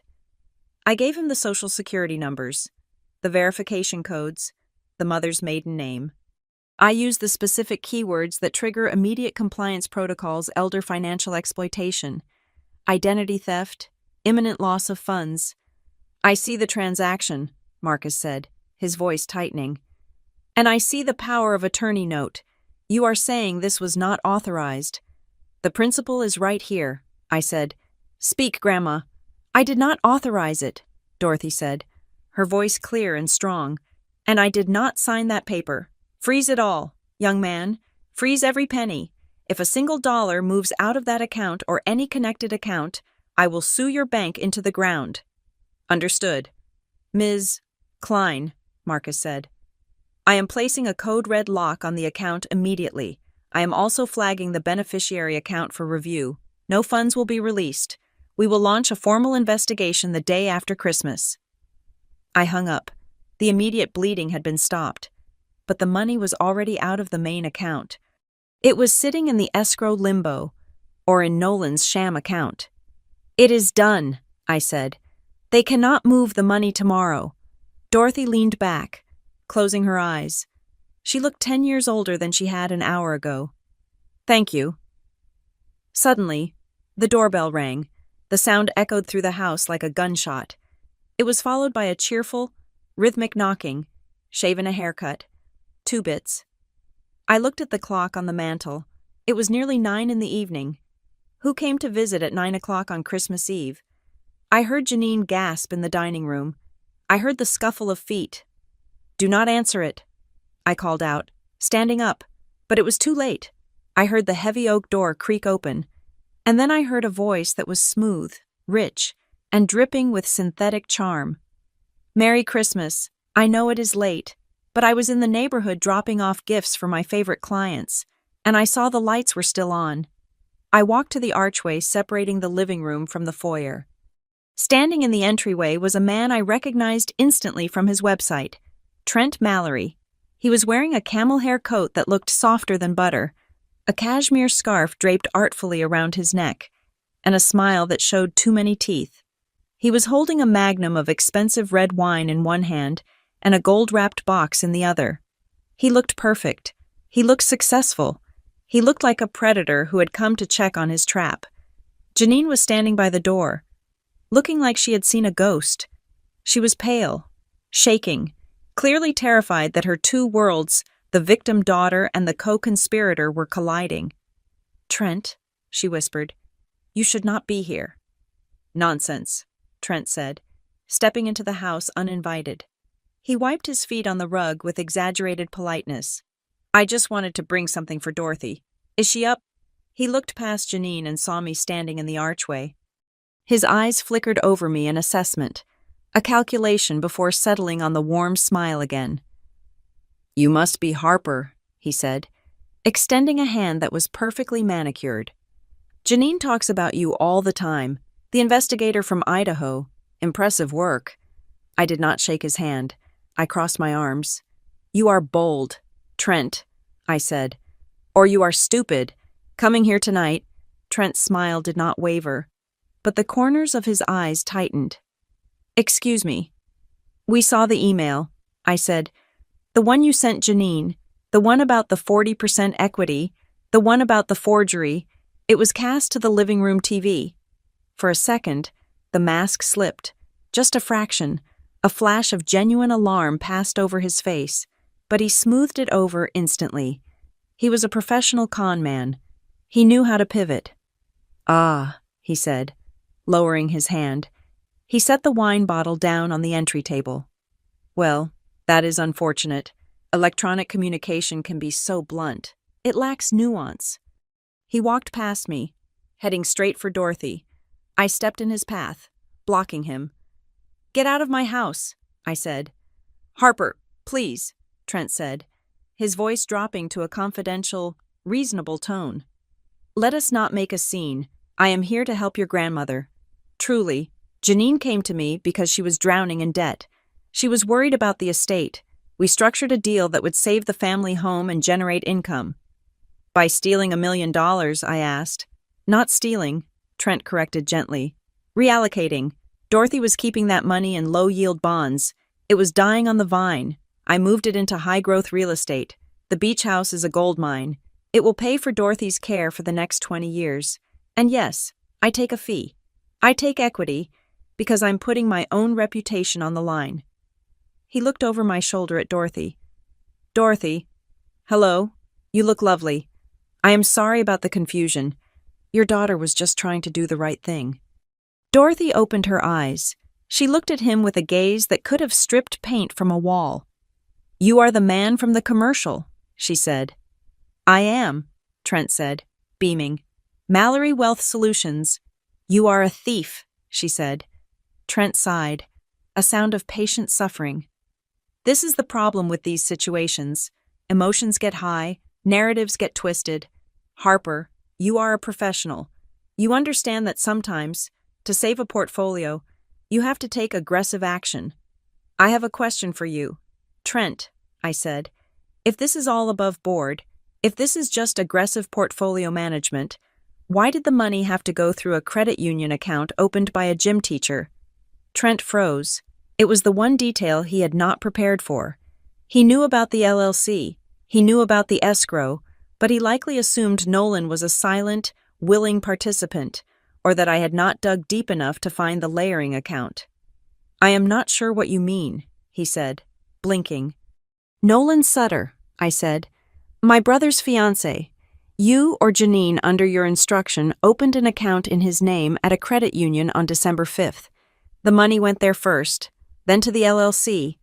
Why layer it? Trent, why wash the money if it is a legitimate investment? Trent licked his lips. He looked at Janine, who was cowering by the door. He realized the containment breach was total. He decided to go on the offensive. He reached into the inside pocket of his coat. For a second, my heart hammered, wondering if he was reaching for a weapon, but he pulled out a folded document. You want to talk about authorization, he said, his voice hardening. You want to talk about fraud, let us talk about memory loss, because I have this. He unfolded the paper and held it up. He did not hand it to me. He held it up like a shield. This is a consent to transfer assets, Trent declared. Dated December 1st, signed by Dorothy Klein, notarized by an independent agent in Raleigh. It explicitly authorizes the creation of the Cape Fear Evergreen LLC and the funding thereof. He turned the paper so Dorothy could see it. Look at the signature. Dorothy, he challenged. Is that your signature? I stepped closer, squinting at the document. The signature at the bottom was not the shaky, slurry mess that was on the $500 check. It was not the sharp, forged attempt I had seen on the power of attorney photocopy. It was perfect. It had the sweeping loop on the D, the disconnected Y, the precise slant. It looked exactly like the signature on my birthday cards from 10 years ago. It was undeniable. Janine stepped forward, looking at the paper with confusion. I never saw that one. You did not need to, Trent said smoothly. Dorothy signed it in my office. She came to see me. She forgets. Of course. That is why we are here. That is why Janine had to take over, because Dorothy agrees to things one day and forgets them the next. He looked at me, a smug triumph in his eyes. You can freeze the accounts, Harper, but I have a signed contract, and if you stop this closing, I will sue this estate for breach of contract, and I will win. The signature is real. I looked at Dorothy. My stomach dropped. Had she forgotten? Was it possible that in a moment of confusion, or coercion, she had actually signed this? Dorothy leaned forward. She squinted at the paper. She looked at the signature for a long, agonizing minute. Then she looked up at Trent. Her face was pale, drained of blood, but her eyes were wide with a terrifying realization. That is my signature, she whispered. Trent smiled. See, I told you. But, Dorothy continued, her voice gaining strength, I have never seen that piece of paper in my life. You just said it is your signature, Trent said, losing patience. It is, Dorothy said, pointing a shaking finger at the document. It is my signature from 1998. It is the signature I used on your grandfather's death certificate. She looked at me. I remember it because the pen skipped on the K. I remember that little gap in the ink. I have looked at that copy of the death certificate every day for 20 years. It sits on my vanity. She looked back at Trent. You did not forge my signature, young man. You photocopied it. You lifted it from a public record death certificate and pasted it onto your lies. The room went dead silent. Trent lowered the paper slowly. The smugness vanished, replaced by the cold, reptilian stare of a man who realized he had just walked into a trap of his own making. And now, Dorothy said, leaning back into her chair, I think you should leave my house before Harper changes her mind about calling the police. Trent left the house with the casual arrogance of a man who believes he is untouchable, the heavy oak door clicking shut behind him like the seal on a vault. He left behind a silence that was heavier than the one at dinner. It was the silence of a battlefield after the shelling has stopped, where the survivors are just beginning to count the casualties. I did not sleep. The concept of sleep seemed laughable, a luxury for people whose families were not imploding. Instead, I turned the kitchen island into a forensic lab. The rest of the family had dispersed to various corners of the house, Dorothy to her room with the door locked, Caleb to the back porch to smoke cigarettes he thought we did not know about, and Nolan to the guest room, presumably to call a lawyer. Janine had locked herself in the master bath, and I could hear the faint, rhythmic sound of water running, as if she were trying to wash the evening away. I made a pot of black coffee strong enough to strip paint and opened my laptop. I had work to do. First, I needed to technically verify what Grandma Dorothy had spotted with her naked eye. I had managed to snap a high-resolution photo of the document Trent had flourished the consent to transfer, with the signature lifted from my grandfather's death certificate. I uploaded the image to my photo editing software and zoomed in to 400%. To the naked eye, a signature is just ink on paper. To a digital forensic analysis, it is a landscape. I switched to the negative filter. There it was. Around the loops of the D and the K, there was a faint, jagged halo of pixelation, a ghostly gray border where the background of the original document had been imperfectly erased before being pasted onto the new one. It was a digital artifact known as trash, leftover noise from a scan. Furthermore, the pressure of the pen was uniform. A real signature has valleys and peaks where the pen presses harder on the downstroke. This was flat. It was a stamp, a two-dimensional lie. I saved the analysis. Exhibit A. Harper. I jumped slightly. Harold was standing in the kitchen doorway. He was wearing his plaid bathrobe, looking more like a ghost than a man. He held a stack of envelopes in his hand, bound together with a rubber band. "Harold," I said, rubbing my eyes, "I am busy building a case." "I know," he said softly. He walked over to the island and placed the stack of envelopes on the granite, right next to my laptop. "I think you need these." "What are they?" "The mail," Harold said. "For the last 6 months, I have been getting to the mailbox before Janine. I saw things, notices, final warnings. I hid them in the garage because I did not know how to confront her. I just hoped she would fix it." He looked down at his hands, ashamed. "I was a coward. Harper, I let it happen." I picked up the first envelope. It was from a credit card company. Past due, immediate action required. I opened it. The balance was $42,000. I opened the next one, a personal loan provider. Default notice. And then, the third one, a letter from Mallory Wealth Solutions. It was not a bill. It was a statement for an account titled Janine Klein, High Yield Futures Fund. I scanned the activity. 6 months ago, Janine had deposited $80,000, likely a home equity line of credit she had taken out on their house without telling Harold. The statement showed aggressive, speculative trades, options, futures, high-risk gambles, and then the crash. The balance on the statement was negative, not zero, negative. She owed the brokerage she owed Trent over $60,000 in margin calls. The picture was clearing up. It was not just greed, it was desperation. "She invested with him," I whispered, looking at Harold. "He promised her she would get rich. He promised her she could be the matriarch who paid for everything. She wanted to be like Dorothy," Harold said sadly. "She wanted the power.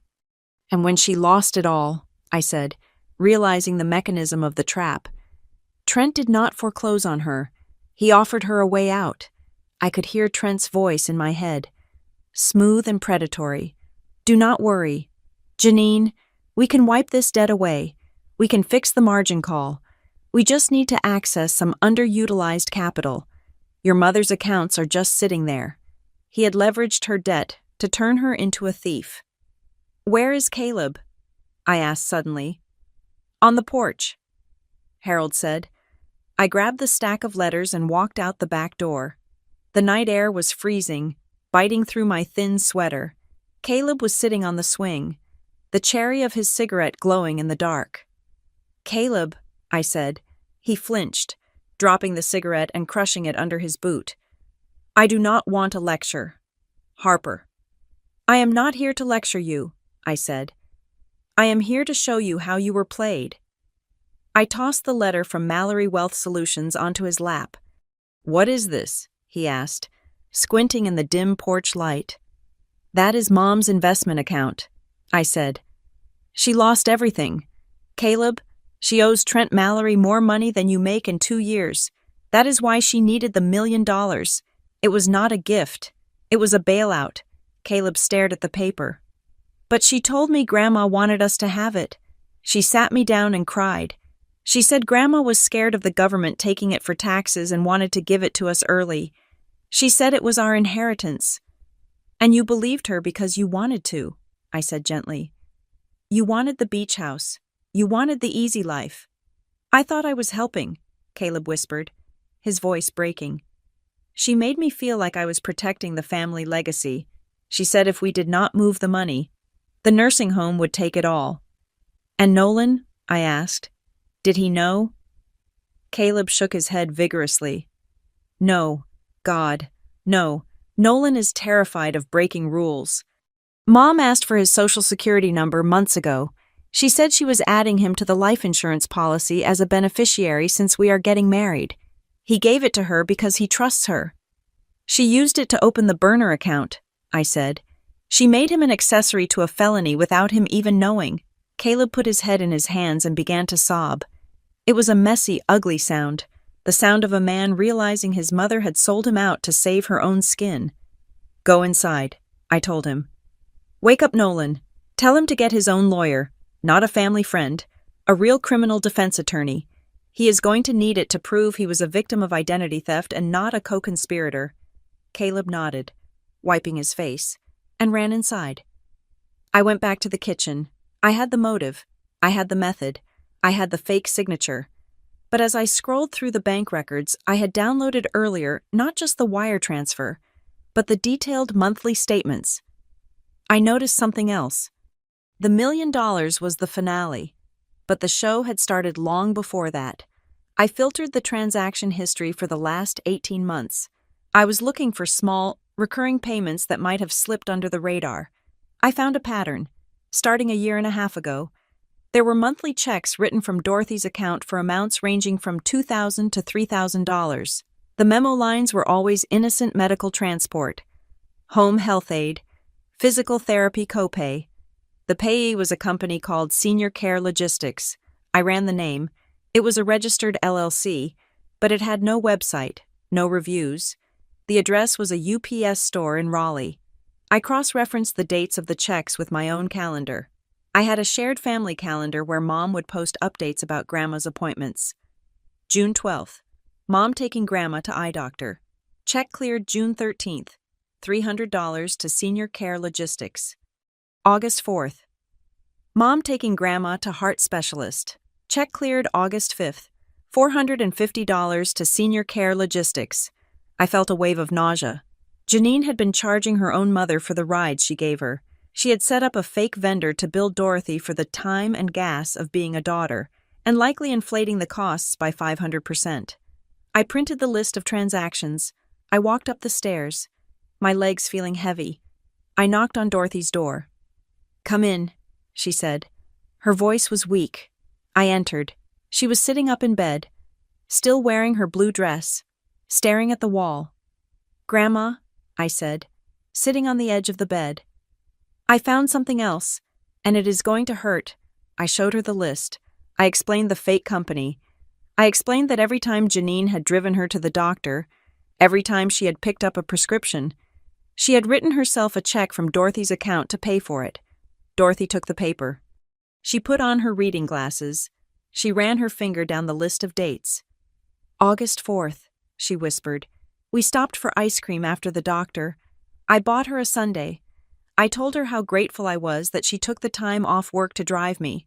She looked up at me, and her eyes were dry, but the pain in them was infinite. She charged me for the ride. Harper. She turned my gratitude into an invoice.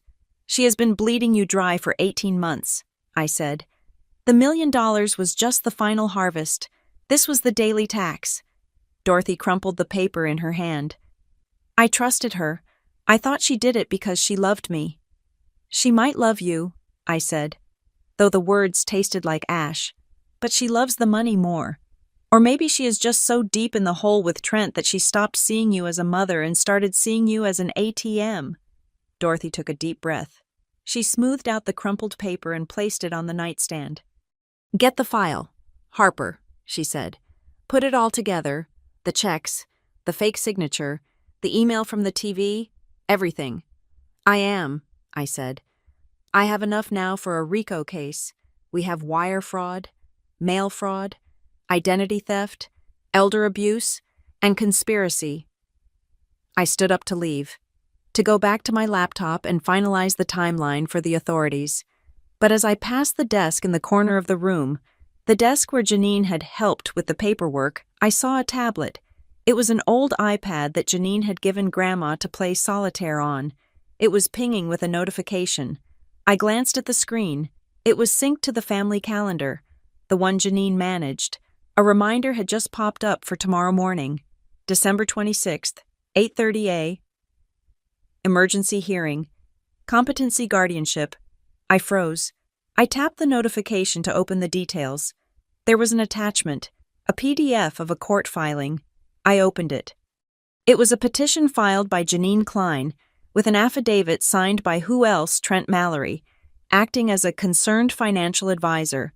The petition claimed that Dorothy Klein was suffering from advanced dementia, was making reckless financial decisions citing the imaginary $1 million, and was being manipulated by an estranged granddaughter from out of state. It requested an emergency ex parte order granting Janine Klein immediate, temporary guardianship over Dorothy's person and estate. If the judge signed this tomorrow morning, everything I had done would be undone. Janine would have legal authority to override the bank freeze. She would have legal authority to ban me from the house. She would have legal authority to sign the closing documents for the beach house on Dorothy's behalf. Harper, Dorothy asked, seeing my face. What is it? I turned to her, the blood draining from my face. They are not just going to the escrow office tomorrow, I said. They are going to court. Court. They filed for guardianship. Grandma, I said, my voice shaking with fury. They are going to tell a judge that you are insane. They are going to tell a judge that I am manipulating you, and if they win, by noon tomorrow, Janine will own you. She will own your house, your money, and your freedom. I looked at the clock. It was 3 a.m. We have 5 hours, I said. We have 5 hours to prepare for the fight of our lives. We are not going to the escrow office. We are going to that hearing. I grabbed the iPad. Get dressed. Grandma, I said. We have a war to win. The sun had not yet risen when I pulled my rental car out of the driveway, the tires crunching softly on the gravel, beside me. Grandma Dorothy sat in the passenger seat, clutching her purse with white-knuckled intensity. She was dressed in a sharp navy blazer and trousers, an outfit she usually reserved for board meetings at the Charity League. Today, she was wearing it to fight for her life. We were not going to the escrow office. We were headed to the law offices of Vance Sterling, a firm specializing in elder law that I had found through a frantic search of the state bar directory at 4 a.m. Mr. Vance, a man with a voice like gravel and a reputation for being a bulldog, had agreed to meet us at 6:30 a.m. after I sent him the digital dossier I had compiled. You look tired. Harper, Dorothy said, her eyes fixed on the road ahead. I am running on caffeine and spite, I replied. How are you holding up? I am angry, she said, and anger is a much better fuel than sadness. We met Vance in his office, a room that smelled of old leather and expensive cologne. He was a short, stout man who listened to our story without blinking. When I showed him the fraudulent guardianship petition Janine had filed, his face darkened. They are trying to ambush you, Vance said, slamming a file folder shut. They filed an ex parte motion. That means they want the judge to grant temporary guardianship without you being there to contest it. They are banking on the fact that you are an out-of-town relative and that Dorothy is too frail to appear. She is not frail, I said. Then let us go prove it, Vance said. I know Judge Patterson. He does not like being used as a weapon in family feuds. We arrived at the new Hanover County Courthouse just as the doors were unlocking. The emergency hearing was scheduled for 8:30 in chambers. We were there at 8, when Janine walked in 10 minutes later, flanked by a lawyer who looked like he had been hired from a billboard advertisement. She stopped dead in her tracks. She was wearing a soft pastel cardigan and no makeup, clearly curated to look like the exhausted, caring daughter. But when she saw Dorothy sitting upright on the bench next to me, her carefully constructed mask of martyrdom slipped. "Mother," she whispered, "what are you doing here?" "I am here to tell the truth." "Janine," Dorothy said coldly, "you should be in bed." Janine hissed, stepping forward. "You are confused. Harper, what have you done? You are parading her around like a prop." "Save it for the judge," I said. The hearing was held in a small wood-paneled conference room. Judge Patterson sat at the head of the table, reviewing the petition Janine had filed. He looked over his reading glasses at the assembly. "This petition claims that Mrs. Klein is suffering from severe cognitive decline and is in imminent danger of financial ruin due to the influence of a granddaughter," the judge summarized. He looked at Janine. "Ms. Klein, you are asking for immediate control over all assets." "Yes, Your Honor," Janine said, her voice trembling with practiced emotion. "It breaks my heart to do this. My mother is not herself. She hallucinates large sums of money. She thinks she has $1 million to give away. My daughter, Harper, arrived yesterday and has been feeding these delusions, trying to get access to accounts that simply do not exist. I just want to protect my mother. I want to make sure she has a roof over her head." She wiped a tear from her eye. It was a compelling performance. If I did not know she had $40,000 in credit card debt and a pending real estate closing at 9 o'clock, I might have believed her. "I see," the judge said. He turned to Dorothy. "Mrs. Klein, your daughter says you are confused about your finances. Do you know what day it is?" Vance, our lawyer, started to object. But Dorothy raised her hand. "It is Friday, December 26th, Judge," Dorothy said clearly. "It is the day after Christmas, and I'm not confused about my finances. I know exactly how much money I have, or rather, how much I had until December 11th. "And how much was that?" the judge asked. "I had $1,240,000 in liquid assets, spread across a municipal bond ladder and a high-yield savings account," Dorothy recited. "I wired $1 million of that to a joint account with my granddaughter 2 weeks ago because I discovered my daughter was charging me $300 every time she drove me to the pharmacy." Janine gasped. "That is a lie. She is making it up." "I have the bank records, Your Honor," Vance said, sliding a thick binder across the table. "We also have evidence of a pattern of unauthorized transfers disguised as vendor payments to a shell company controlled by the petitioner." The judge opened the binder. He flipped through the pages I had prepared the timeline, the fake senior care logistics checks, and the email from the TV screen. "This is extensive," the judge muttered. "Your Honor," Janine's lawyer interrupted. "These are fabrications created by the granddaughter. She works in risk management. She knows how to manipulate documents." Suddenly, the door to the conference room opened. We all turned. Nolan Sutter walked in. He looked like he had not slept in a week. He was pale, unshaven, and he was not alone. He was accompanied by a severe-looking woman in a black suit. "Who are you?" the judge asked, annoyed. "I am representing Mr. Nolan Sutter," the woman said. "We are here to file an affidavit regarding the account mentioned in these proceedings." Janine stood up. "Nolan, what are you doing? Go home." Nolan did not look at her. He looked at the judge. "I did not open that account," Nolan said, his voice shaking but audible. "The one with the $900,000 in it. I have proof." His lawyer handed a document to the judge. "Your Honor, This is a sworn statement from the credit union. The account was opened using Mr. Sutter's social security number, but the address listed is a PSO box that Mr. Sutter has never rented. Furthermore, the signature card on file does not match Mr. Sutter's driver's license. We have a handwriting expert's preliminary analysis confirming it is a forgery. The judge looked at the document, then at Janine. Ms. Klein, the judge said, his voice dropping to a dangerous register. Did you open an account in your future son-in-law's name without his permission? It was a family arrangement, Janine stammered, sweat breaking out on her forehead. Nolan knew. He is just scared because Harper threatened him. I did not know, Nolan said, his voice gaining strength. You asked for my social for the life insurance. You stole my identity. Janine looked frantically around the room. Her eyes landed on Caleb, who was sitting in the back corner, trying to make himself invisible. Caleb, she cried. Tell them we did this for Grandma. Caleb looked up. His eyes were red and swollen. He looked at his mother, then he looked at me. He saw the way I was holding Grandma's hand. He saw the way Nolan was looking at him with absolute disgust.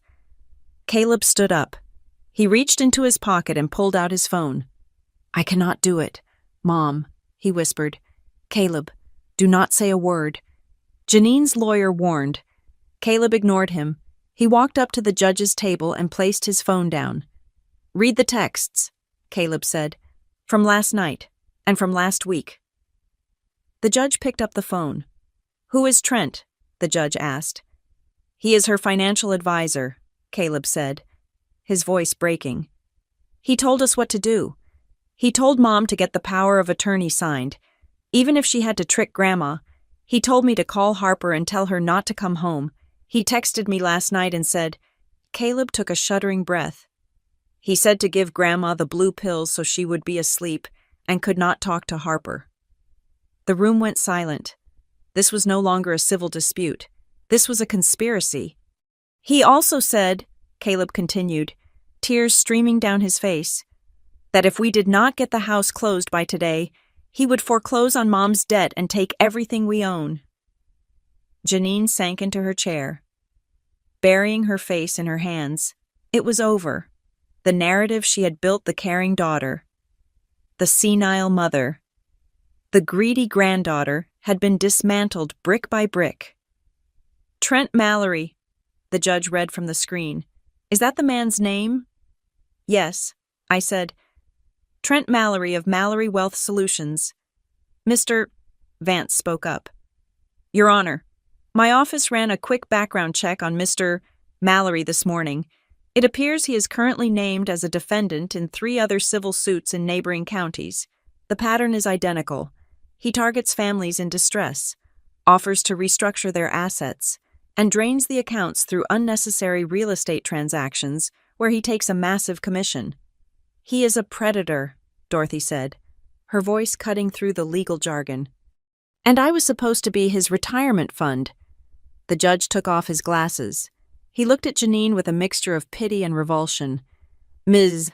Klein, I am denying your petition for guardianship with prejudice. Furthermore, I am issuing an immediate temporary restraining order preventing you from accessing any accounts bearing Dorothy Klein's name. I am also ordering an emergency freeze on the assets of the Cape Fear Evergreen LLC and the account at the credit union. He turned to the bailiff. Contact the district attorney's office. I want a fraud investigator here within the hour, and get me the address for this Mallory Wealth Solutions. He is at the escrow office, Janine whispered. She looked up, her face streaked with mascara. He is waiting for me at Coastal Title. We were supposed to sign at 9. I checked my watch. It was 8:55. He is waiting for the money, I said. The judge slammed his gavel. Court is adjourned. But nobody leaves this room until the sheriff arrives, except for the victim and her counsel. As we walked out of the conference room, I felt a vibration in my pocket. It was an alert from my banking app, the one linked to the joint account I shared with Grandma, but it was not a deposit. I stopped in the hallway, pulling out my phone. It was a notification from the bank's fraud department, but it was forwarded with a high-priority flag. Alert pending transaction. Origin coastal title. Escrow trust account.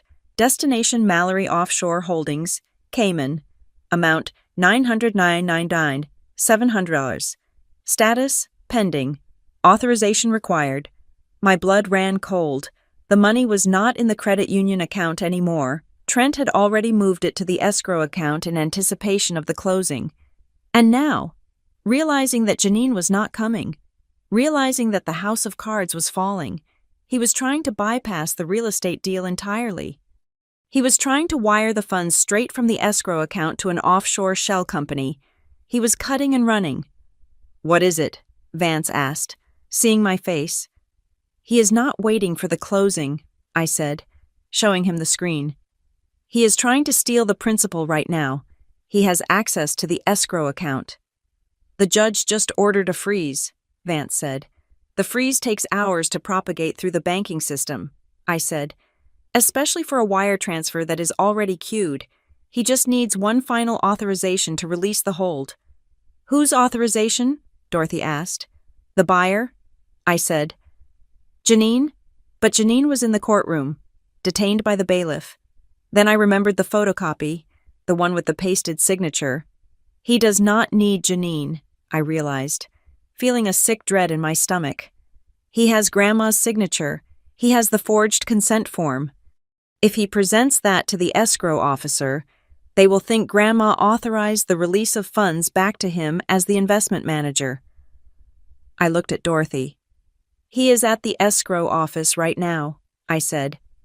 "He is going to walk in there, hand them a piece of paper with your stolen signature on it, and walk out with $1 million before the police even get into their squad cars." "Then we have to stop him," Dorothy said. She tightened her grip on her purse. "Drive. Harper. Drive fast." We ran to the car. The courthouse was only 10 minutes away from the escrow office. But in the world of wire transfers, 10 minutes was an eternity. The money was sitting in a digital purgatory, hovering between recovery and total loss. Trent was greedy. That was his weakness. He could have run an hour ago when Janine didn't show up, but he couldn't leave the $1 million behind. He was gambling that he could sign one last paper and disappear before the system caught up to him. I started the engine and peeled out of the parking lot. The final confrontation wasn't going to be in a courtroom. It was going to be across a desk covered in closing papers, with the ghost of $1 million hanging in the balance. The glass doors of Coastal Title Escrow slid open with a pneumatic hiss that sounded far too polite for the violence we were about to inflict. I walked in first. Flanked by Mr.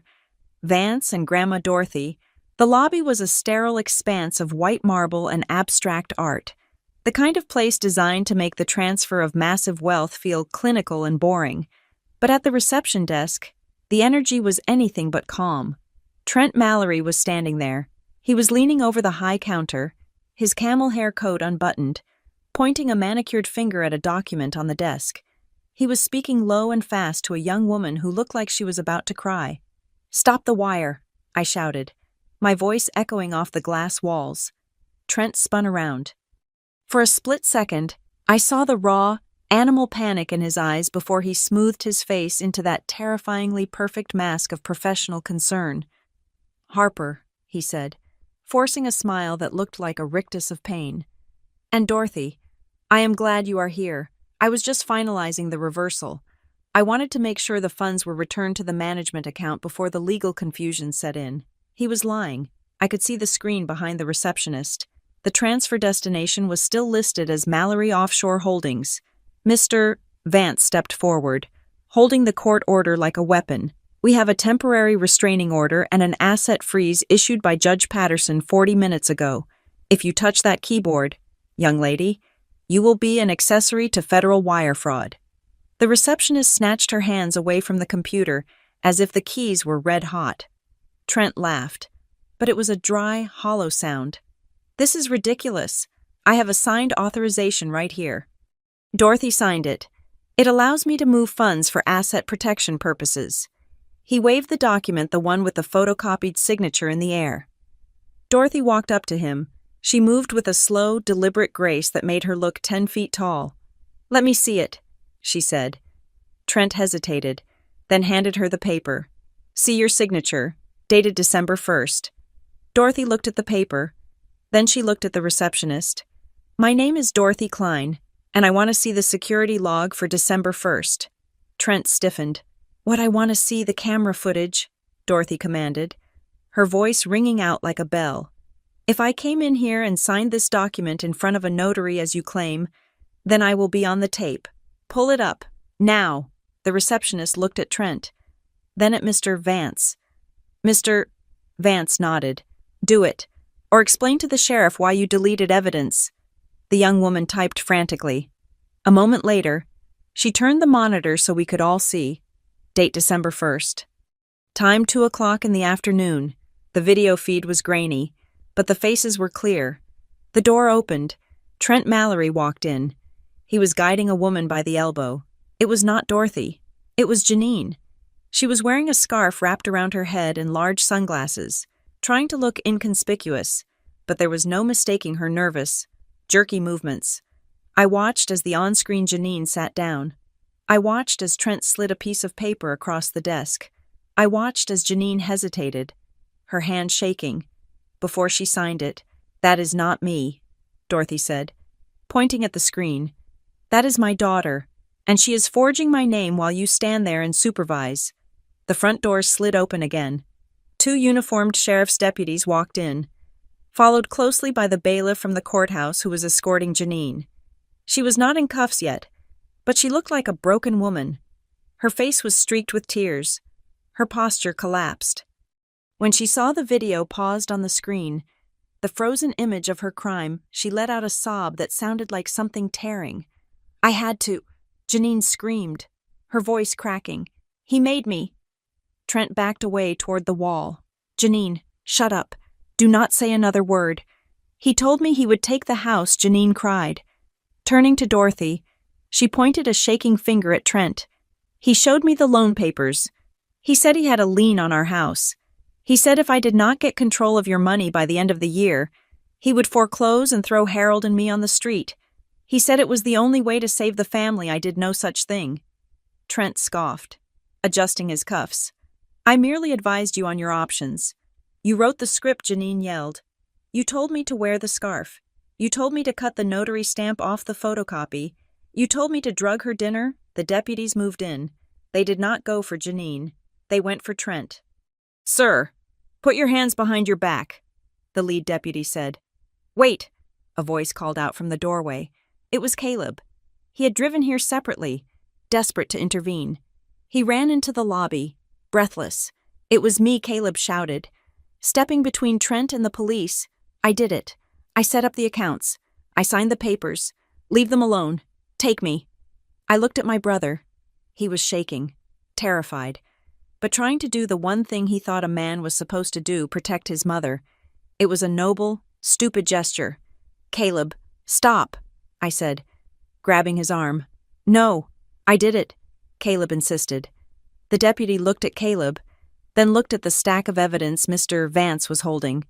"Son, we have text messages from this man's phone to yours, giving you step-by-step instructions on how to gaslight your grandmother. We have IP logs showing the accounts were accessed from his office. You are not the mastermind. You are just a pawn. Step aside." Caleb sagged, the fight draining out of him. He looked at Janine, who was weeping silently now. He had tried to save her, but the truth was too heavy to lift. The deputies cuffed Trent. For the first time, his composure shattered. "You cannot do this," he shouted as they dragged him toward the door. "I have rights. That signature is valid. She owes me that money. It is my commission." His voice faded as the squad car doors slammed shut outside. The lobby fell silent. The receptionist was typing furiously, presumably reversing the wire transfer before she lost her job. Janine was sitting on a bench, her head in her hands. While a deputy read her rights, she would face charges: fraud, forgery, conspiracy. She would likely serve time, or at the very least, spend years on probation.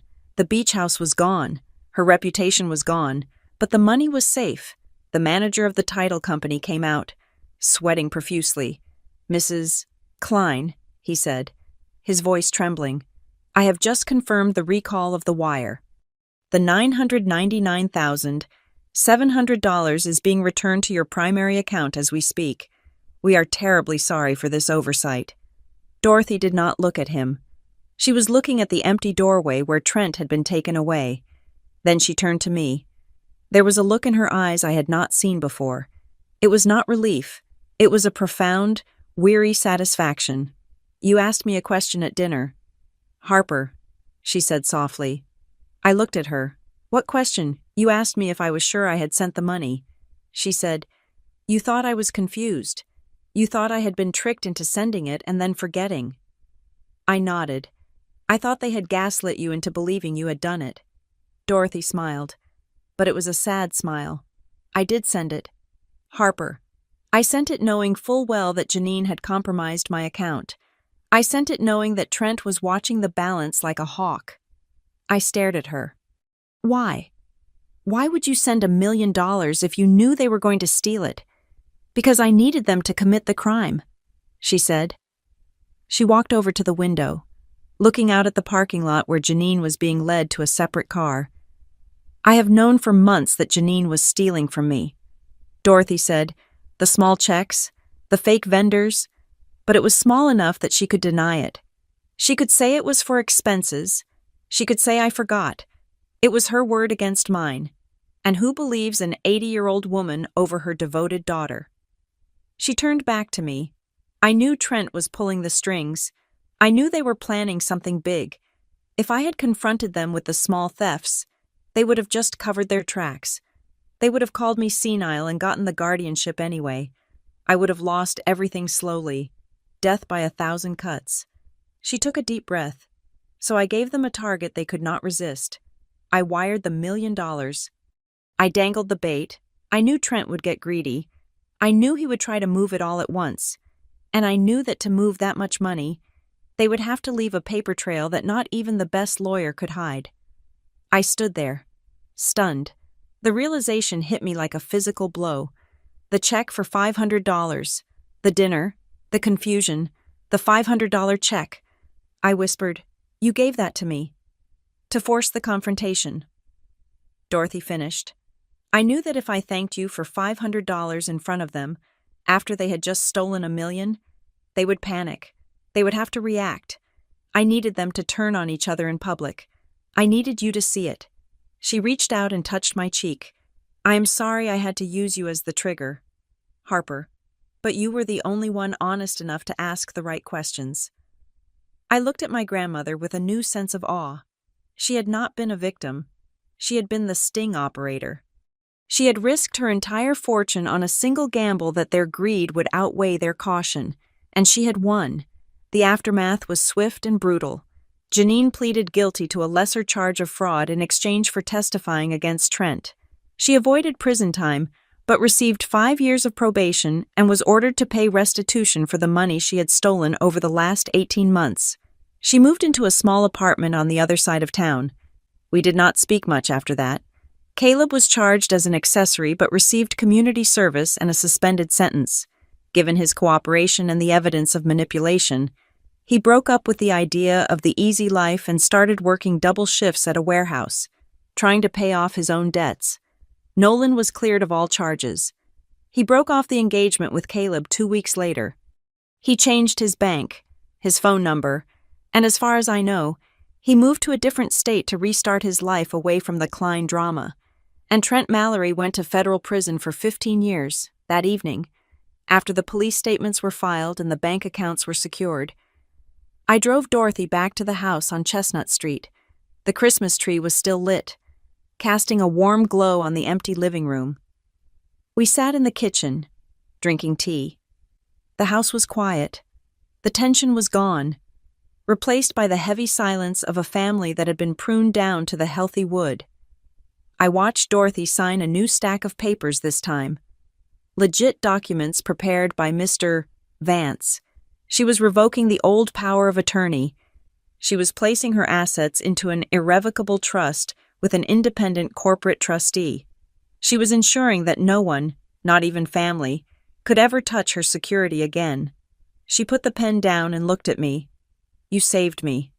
Harper, she said. No, Grandma, I said, shaking my head. You saved yourself. I just drove the car. She reached across the table and took my hand. Her grip was firm, her skin warm. I did not give you that money to make you rich.